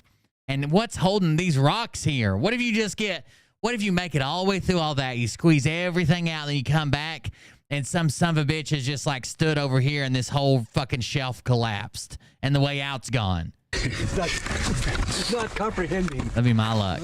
There's one cave here locally that I've been in that I'll never fucking go in again. We went when we were young and we were drunk. People used to smoke pot there. And it's like this long walkway to get to it. And really, we knew where it went in at, but we didn't really know where the cave was at. You know, it's hard to tell when you go like in turns and shit. It's hard to tell where you are underground until we were sitting in there one fucking night. And some people were smoking dope. We had built like a very, very, very small fire for some light. And there's a couple lanterns in there. And we were drinking or whatever. And the next thing we know, it was like, not like an earthquake, but it was like a vibration. It was like a vibration. And we had been in there probably 10, 15 times. It was like a vibration that started. And then it got heavier and heavier and heavier. Then it was like a vibration with like a thump, thump, thump, thump, thump, thump, thump, thump, thump, thump, thump, thump. And like fucking shit was like cracking and falling off the walls. Like it wasn't like stalagmites or stalactites. It was almost like it was breaking like shell. Like little flat pieces of rock were like breaking off and shit. and we fucking dipped, dude. And the sound behind us, it sounded like the whole fucking cave was caving in. It wasn't, but it sounded like it. Everything echoes and like rock was hitting the ground and shit. Come to find out, we would go in like a half a mile away from the railroad tracks, like the local freight railroad, CSX. But from best we can figure, by the time we took all these turns and went down this like slope and down this decline, we were right under the railroad tracks, because by the time we got out, there was a train that had just ended, that had just went by, that you could see off the hill. But apparently we were right under the railroad tracks, and like the railroad is what makes all that fucking vibration and shit. It's a wonder we didn't fucking die in there. And every other time we'd been in there, I guess there just hadn't been a train, because no one had warned us. And like this was like a spot for years. People talked about it. Swiss cheese. Thank you. Okay, what'd you find? Whoa, what happened to you? You're dripping sweat off your nose and you're all tore up. Whoa, you should have had that on film, folks. No, you're supposed to. It's a kid's show. To a Slim Jim. Yes, it is. Jesus Christ. Well, I'm not happy about it. Yeah, it's fiction. Under the earth shall guide me, for the deepness is my home. What the worst spot this guy's been? Oh my God, I just saw his legs sticking out, and that was, oh my God. Hold on, I gotta go, but look at this shit. And this is how we do it. No fucking way, no way. Is he going straight down or straight up? Seems like it'd be better. Straight down seems horrible. Good one, man.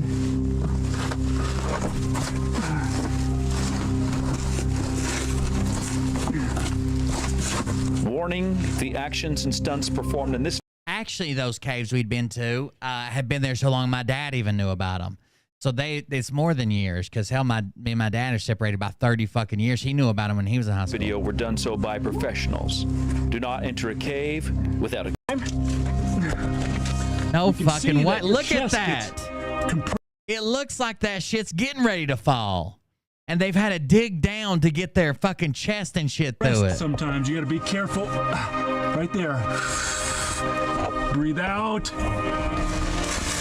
What? Okay, here's my question. If you breathe out and you don't get to the next spot to breathe in,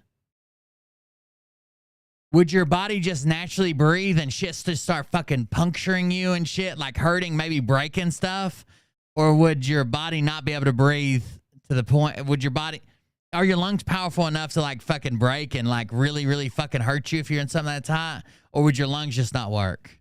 You just have to take really like short breaths or no breaths at all. What if you don't get to the next spot where you're supposed to breathe in at? Boy, that's tight.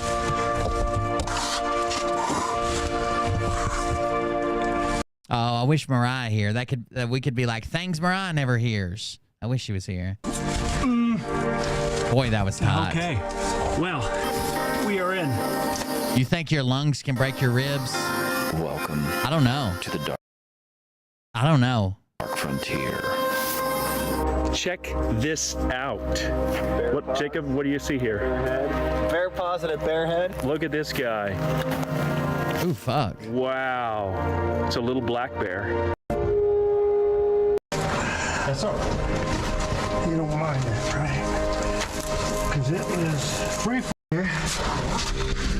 Free fall. Free fall. I'm doing terrible. And if he dies, he slack. That's how that works. So if they didn't have that rope, they would just fall down into a crevice fucking hundreds of feet or some shit. 2 more feet, I'm on the bottom.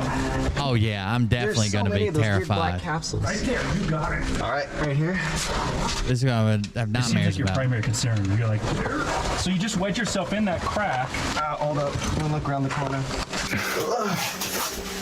This cave, there's no. We just dropped down here, and Grandpa went under the thing here. Grandpa. Grandpa's at, under here. Fuck is Grandpa? Is he gone already? Oh, there he is. Fuck Grandpa. Here he is. He's in the ceiling. Yeah. You like? There's a ceiling hole in there. Yes. Nice ceiling hole. Grandpa thinks it goes back, and he thinks Jacob can fit. So we'll. See. Oh my God. What? Oh, I see the light. Yeah, it's for real once you're in there. So Jacob's going down the hole. He thinks Jacob can fit. That'd be a good place to kill your fucking grandson. This takes a lot of upper body strength, let me tell you. My helmet can't fit. I don't know. I'm terrified. Like, I'm sitting here and like fucking doing shit with my, like ADHD shit with my hands. I'm fucking white knuckled over here. Never mind. If anyone tells you someone kicks more dust down than Jacob, you tell them they're a liar. This is like Uncharted. Like, Grandpa just found a hole in the ceiling, and he's like, come on over here, grandson. We'll squeeze your ass in here. Oh my God. Hellhole has a secret, and we found it. Jacob thought he could fit is the name of this one. Is that little lip a problem? Just a little bit tighter? It's not a problem. Okay. Wow, it's huge. Oh, your feet are all red. Water seeping through the ground has caused a separation from the outer wall of the lava tube. This is a rare sneak peek behind a lava tube. You can't quite see the color given the light, but everything. So you're outside the fucking cave wall where you shouldn't be. And it's already caused all this other shit to fall away from it. But you're sitting under it. The fuck is wrong with you, dude? Everything is very red and chalky. It's kind of odd shaped. Getting out of this is going to be more. Seems fine. Whoa!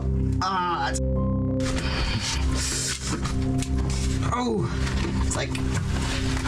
Are they going to die in here? What is going on? It's very painful. It's very painful. When you get jammed in a spot, what you have to do is stay calm and try to figure out how do I move through that area. But slowly, because you can almost always get through, but you can almost never get through when you're in a hurry. Oh, this makes me uncomfortable. I'm gonna have to, yeah.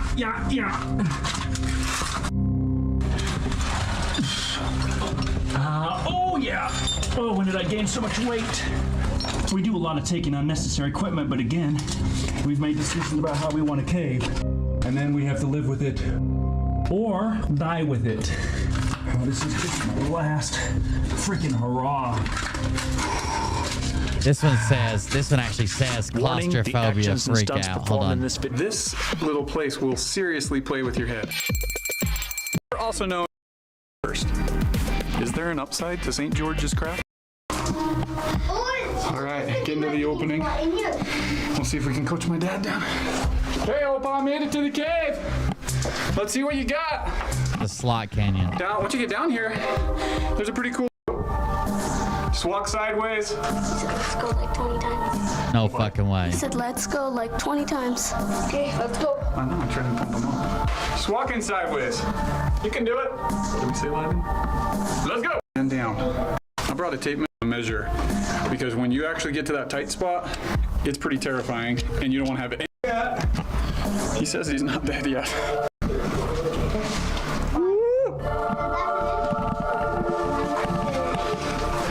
Okay. I can feel my nerves getting. I just don't understand how do.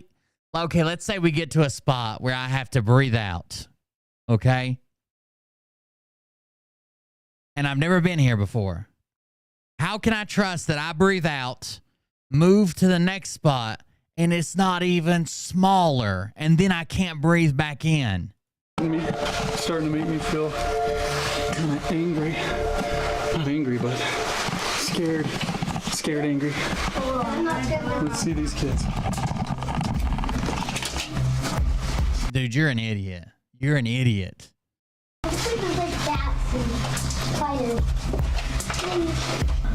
I think this would be the tight spot. Sure, measure right here, Lyden, if you will.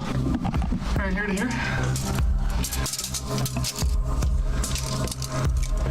Alright, so there to there, we're looking at just over 9 inches.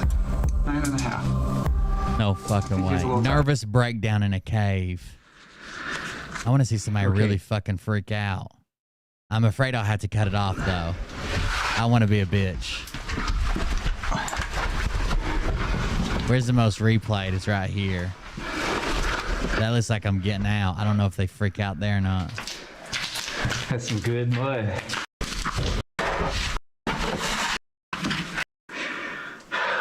Dude, different ways to get up there. Really? Dude. Oh, I'm down, man. Oh, it ends up. Oh, it's. How could you not be thinking the whole fucking time, this is how I'm going to die? I'll never see anybody again. I am part of the earth. Up to my knees. Oh, it's so cold. The whole time. I wish we had like some rope to drop the GoPro Bro, I can see water other places. down into it. So we're pretty much just free climbing this thing. Second wave. Down there. Now we gotta find a way to do the discovery room. The whole time I was down here, as soon as it got tight, all I would be thinking is, I'm going to be stuck here forever. I'm going to be stuck here forever. That's all I would be able to imagine. Definitely one of the biggest rooms in the cave. Right there. Skinned it good. Yes, we came. I do believe. What? Yes. I hear something down there. I'm terrified for them. Ooh, yeah, another pit.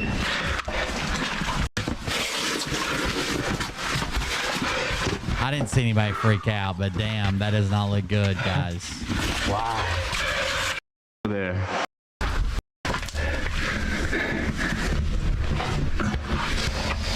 They're just rolling around in the fucking mud. These guys are idiots. There's one more thing that I wanted to see. I know I got to go. Yellow jacket expert. I saw this on the sidebar over here, and I didn't click on it. It said yellow jacket expert demonstrates how dangerous yellow jacket nests can be. I fucking hate. Every year I get ate up by bees. Every year. Hello, this is Norman Patterson, the yellow jacket expert. I'm standing on a that guy's a serial killer here in Burlington, Connecticut, July 11th. And I usually don't do sensational I thought yellow jackets were in the ground, right? I want to empower and educate, and I want people to be calm when it comes to stinging insects. But that doesn't quite go far enough. You need to be very respectful. I want to show a yellow hornet nest. I keep looking over at it.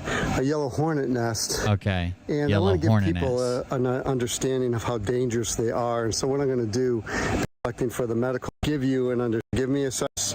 And here show me how dangerous it is. Nest. Okay. I want to give you an understanding of how big it is. That does not look good. I put in my hand next. So yellow jackets in the ground, at least. He keeps calling these yellow hornets. Yellow jackets in the ground have guards at the front. That's how you get stung so quickly, like when you think you wander up on it. It's not like they heard you coming, blah, blah. They have guards that sit there all goddamn day, and they come out and sting you. Now, when they hit you, they leave a pheromone on you that lets every other bee in the colony can instantly smell it, and they know that you're a threat. They're ready to attack. Next to it. So this is pretty big. That's why you run away, but they still find you. They chase you down. If you come back over there, they'll sting you instantly. You got this pheromone on you that honestly is pretty hard to wash off, apparently. And there are people that, they try to spray it or they knock it down. I'll tell you what, it's a very, very dangerous thing to do. Oh, you can see the run like hell. Laying some paper. It's pretty cool. I'm gonna give you an opportunity to see what they're like. Motherfuckers don't even make honey. Up. So rile them up, baby. Imagine. Notice the traffic. There's traffic that's going in and out of this thing like an airport. So, yeah, let's. Yeah, you really got to do it at night. Let's get this thing riled up. Well, I'm not even doing anything. I'll let them get riled up. That's what I'm afraid about around the campground. It's really sandy soil. down, and then there's like a thicker soil underneath it if it's too sandy, they won't build in it because it'll just collapse in on them. But if it's like easy to get into, sandy enough, and then has some structure to it, they'll get in it. What happens is like they come crazy. out and they see me. He's got a in bee their suit on. Pathway, and they knock on the nest, and then they start getting upset. Well, here they come. Oh, see, yeah. there we go. That's all it took was him just standing there. So they when they come out and they see him, they fly back and hit the nest, which riles up the other bees. Let's get this thing riled up. Well, I'm not even doing anything. I'll let them get riled up. What happens is they come out and they see me. I'm in their pathway, and they knock on the. How many bees you think's in that motherfucker? And this has been the weirdest stream I've ever had. But thank you guys for attending. We're going to hit that 20 sub mark. Just wait. And they start getting upset. I'll hear we need 2 more. I know it says we need 1 more, but we need 2 more because one of them was a gift. They come. See, there we go. Freaking legend. Yeah. Wow. Yeah, they're all coming out now. So I hope this gives you an understanding. Just how God, I don't like that. It feels like they're by my ear. Just how Fucking dangerous headphones. these things are. Wow. These are D. arenaria, yellow hornets. They have nests just like white-faced hornets, and their nests can be extremely aggressive, as you can see. There's a guy on TikTok that makes he'll grab a nest when it just first starts when there's like 4 or 5 bees in it, and then he puts them in this clear plexiglass container and watches them build, and he puts it on the inside of his barn, but right where he drilled a hole to where they can go in and out, and they build the nest. It's pretty wild looking. Stinging me all over the place. No, they can sting multiple times. That's right. Not me, thankfully. Hopefully they didn't get through my bee suit. So, yeah, I just thought I would do a little sensationalism, give you an understanding. I notice from the nest perspective, it hangs a little bit to the left. I do too. Of what and I'm kind of tapered as well. A nest can for her become pleasure. like very quickly. Jesus Christ. So, and you know what will happen? I want to say this too.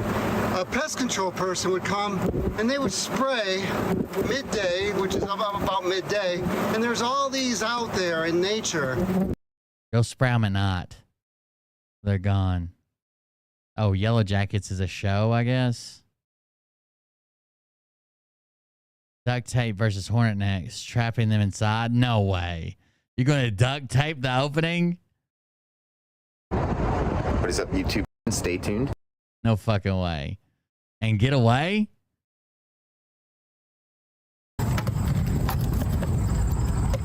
Where are they at? Oh, I see one. Do you just have a camera on a stick? Is he up there with them? Look at that. Dude. We got it all nicely. Dude, they're gonna boy. fucking. No swarming yet. How did he sedate them? So- Even do that? You can see they can still come in and out right there. So we're gonna dust them through, which is kind of nuts. This is a huge nest. Oh, he put some type of 7 dust or diatomaceous earth or something in there. Dusted the fuck out of them. Swarmed at all, which is kind of nuts. Oh God. Run. Don't perforate it. What are you doing? Oh yes. Well, I would say take ones on every. Oh, I heard it. Get out of there. Oh. Biting me. Don't you bite me, buddy. That was wild. What's the difference between bees, wasps, and hornets? Sung by Yellow Jacket. I didn't know it was a show, but that's fucking hurting us a little bit. Yellow Jacket, nest. Bald-faced hornets, Hornet King, super Yellow Jacket nest, massive Yellow Jacket nest removal. How not to deal with an in-ground hornet nest. Oh no. I poured gas down one time, which is what we usually did at night, and the fumes kill them. But we were drunk, so we decided to set the gas on fire, and it blew out a big chunk of the yard, and there was fucking bees and fire and dirt raining down, and some of the bees were on fire, it was the scariest thing I've ever done in my own yard. A really dry summer here in Portland, Oregon. And gas kills them. You don't have to light it. You can see, got the lawnmower out there. I was going to mow the weeds. What I happened to notice was a wasp hole. If you look right there. Oh, yeah, baby. Yard. That's her. Had I wouldn't have heard anything. Notice palm olive and my hose, which is... He's just going to try to flood them? Let's make sure it works. I hope that works. So here we go. First we take our soap like this, and this could go south. I'll squirt that down in there like that. And then he's gonna try. He's gonna try to give him a bubble bath. He's got him. Yeah. Good job, buddy. Give him that fucking bubble bath, bro. Like everything's okay so far. That'll fuck him up. Couple buzzing around. Oh, there's one right here. Oh, there's a couple more. I don't know how this is gonna go. Yeah, it's not working, bro. They've been in water before. This is not working. Panic! Panic! Okay. Abort! I think I'm just gonna let that go for a while. Those guys are getting kind of mad. This one automatic. Here. Automatic what? The water stopped, dude. You're losing. You're losing. I'm glad I'm not standing right over the hole. We'll see what happens there in a few minutes. I don't think that worked, dude. I don't think that did it.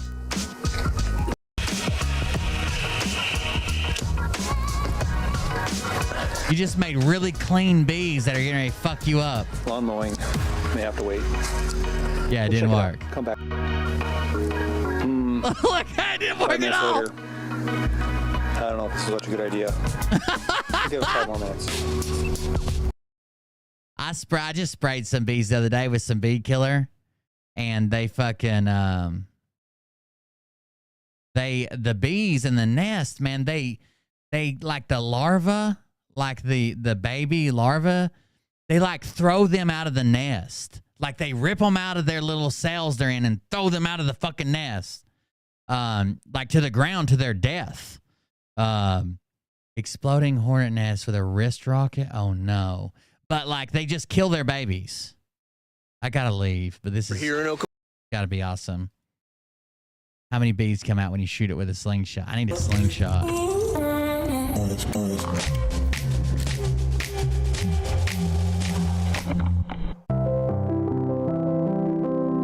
Oh my God, look how many bees nests. They're so far away, I don't even know if we'll see the bees. That's leaves that we're seeing fall.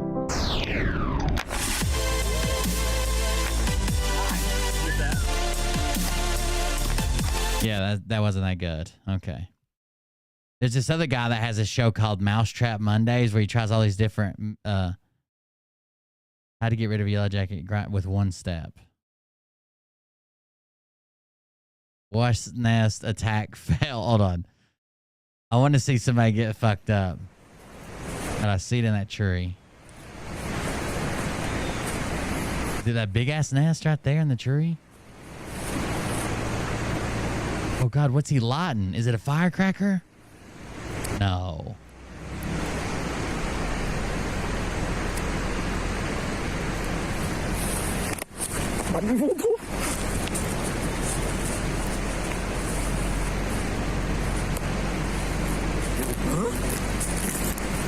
I already hear bees.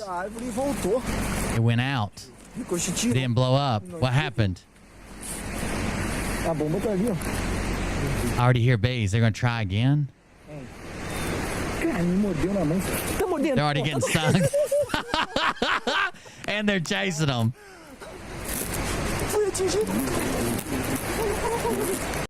I just want to see somebody get stung real good. Have you guys seen Fousey Tube take advantage? Oh, God, this is crazy. We'll have to cover that someday. With molten aluminum.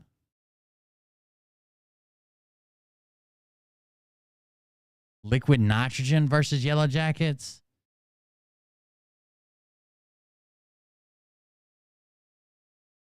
$1 million skill, brave millionaire harvesting giant wasp nests.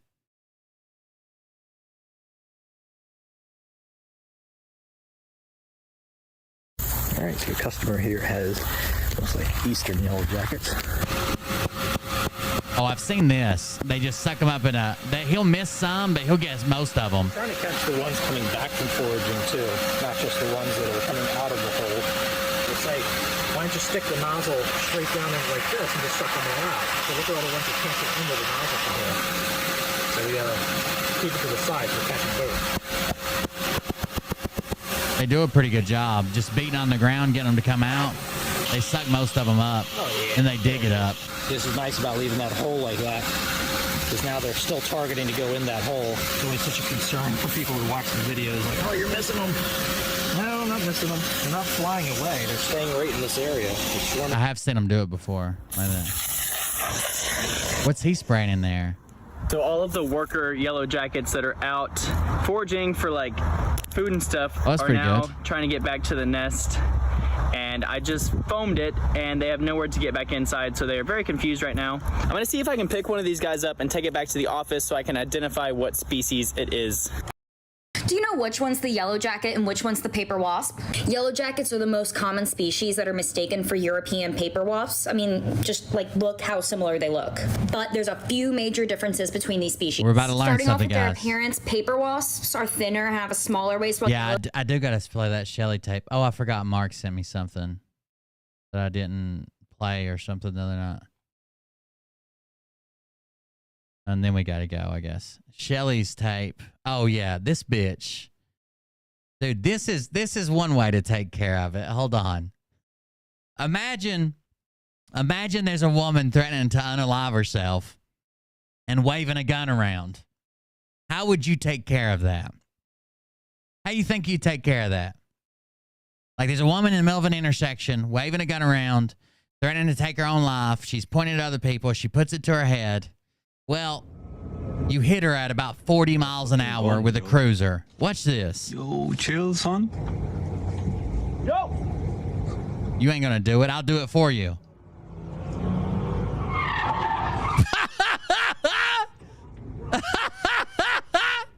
What the fuck was that?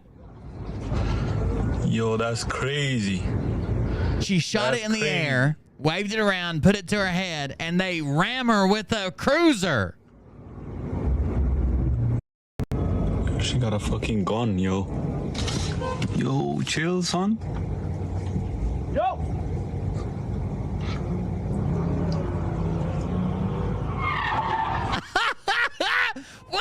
What the? I don't think that cop didn't know where the call was. He was responding to 2 blocks over or something.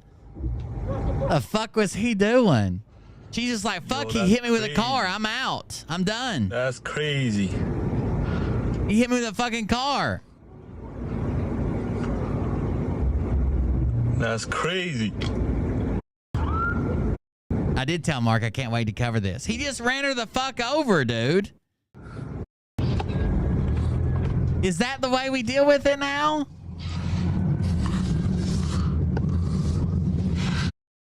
Yo! Even she panics. She's like, what's going on?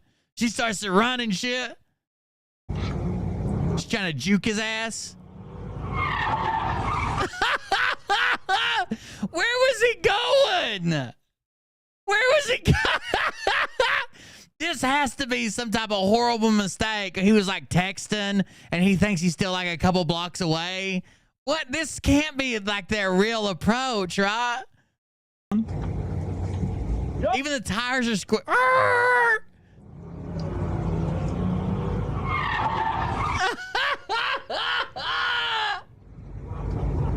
That can't be like protocol, right? Yo, that's crazy. That's crazy.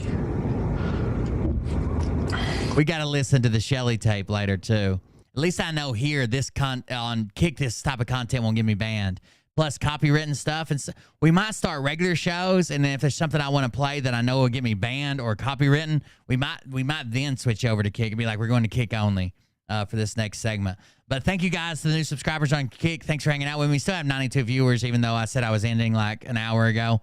So thank you guys for joining us. We're going to try to average over 100 viewers here. If you can figure out how to subscribe, that's awesome. If you can get to a PC and subscribe, that's awesome. We need 2 more subscribers to hit their, like, they don't call it affiliate. They called it whatever. But hell, I made like 80 bucks tonight or some shit. That's fucking awesome. I get 100% of it. So you pay $4.99 for a subscription. I get $4.74. And the rest of it goes to Stripe. That's amazing. Thank you, guys. Thanks for hanging out with me. Contribute to the show while we're offline by subscribing on Kick. Thank you, guys. I'll see you back in the next one. I got to get home. I forgot to start the dryer again. I'm probably in trouble. See you guys. But I can tell you this about if this douchebag happens to Go on your browser. Open Google Chrome. Go to kick.com/coldbeerconfessional and follow and subscribe. who they are. You have to sign in, follow, and subscribe. You don't have the fork and balls. You don't have the balls. Okay, Scott. Here we go, I think I started some shit. Listen off, it's about to get lit. Get the place in the best, you know that stage is set. You better buckle up, cause you ain't seen none yet. Here we go, I think I started some shit. Listen off, it's about to get lit. Get the place in the best, you know that stage is set. You better buckle up, cause you ain't seen none yet. And they say that I'm a lunatic. Well, listen, bitch, I came equipped with a quick wit and a 6th sense for the stupid shit. Well, my true believer, y'all need Jesus. Praise the Lord, head to the extreme. All these false fucking prophets who profit off of gossip. Worshipping drums, cocking, begging for a throat deposit. Swinging fucking meat hammers like fool in a thong. He's strapped to the shaft, eating his chest like he's King Kong. Starving for attention, I'ma make your gut burst. I'll be your huckleberry, I can quench that thirst. Baby eating lizard people, alien sex. What's next? Trump in a dress, fucking Flynn on his desk. A retard in a vest, climbing up 5G towers. Cause you told him if he did, he'd get fucking superpowers. Here we go, I think I started some shit.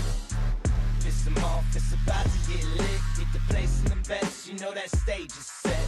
You better buckle up, cause you ain't seen yet. Here we go. Sorry, I had to go restart the dryer.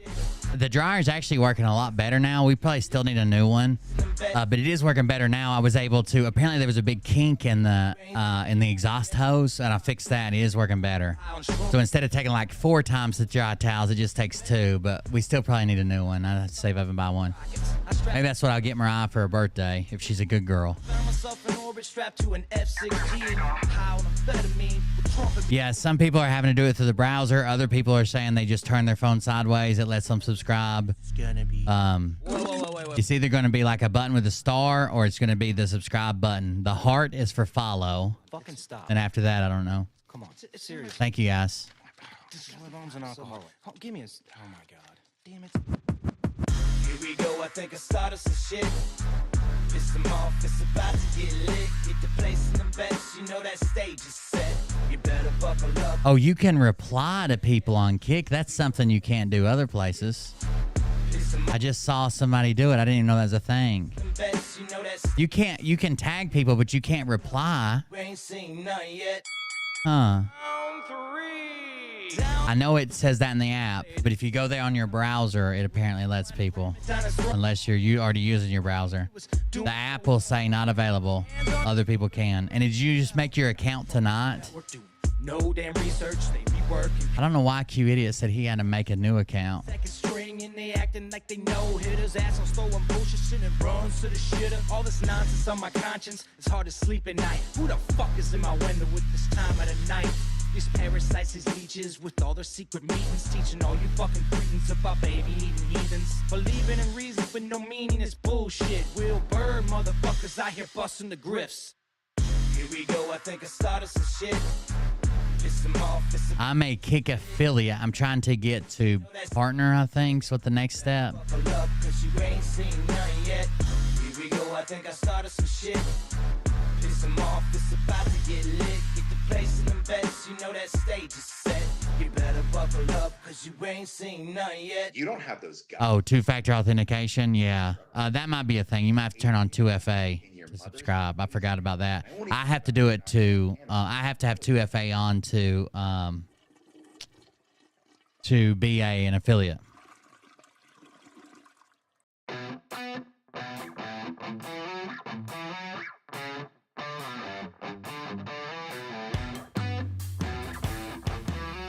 Yeah, that reply is a new thing. That's not something you can typically do. All right, guys, I'm out. If it won't let you subscribe on the app, go to open the browser and do it. You'll have to sign in on the browser probably, but that'll help you.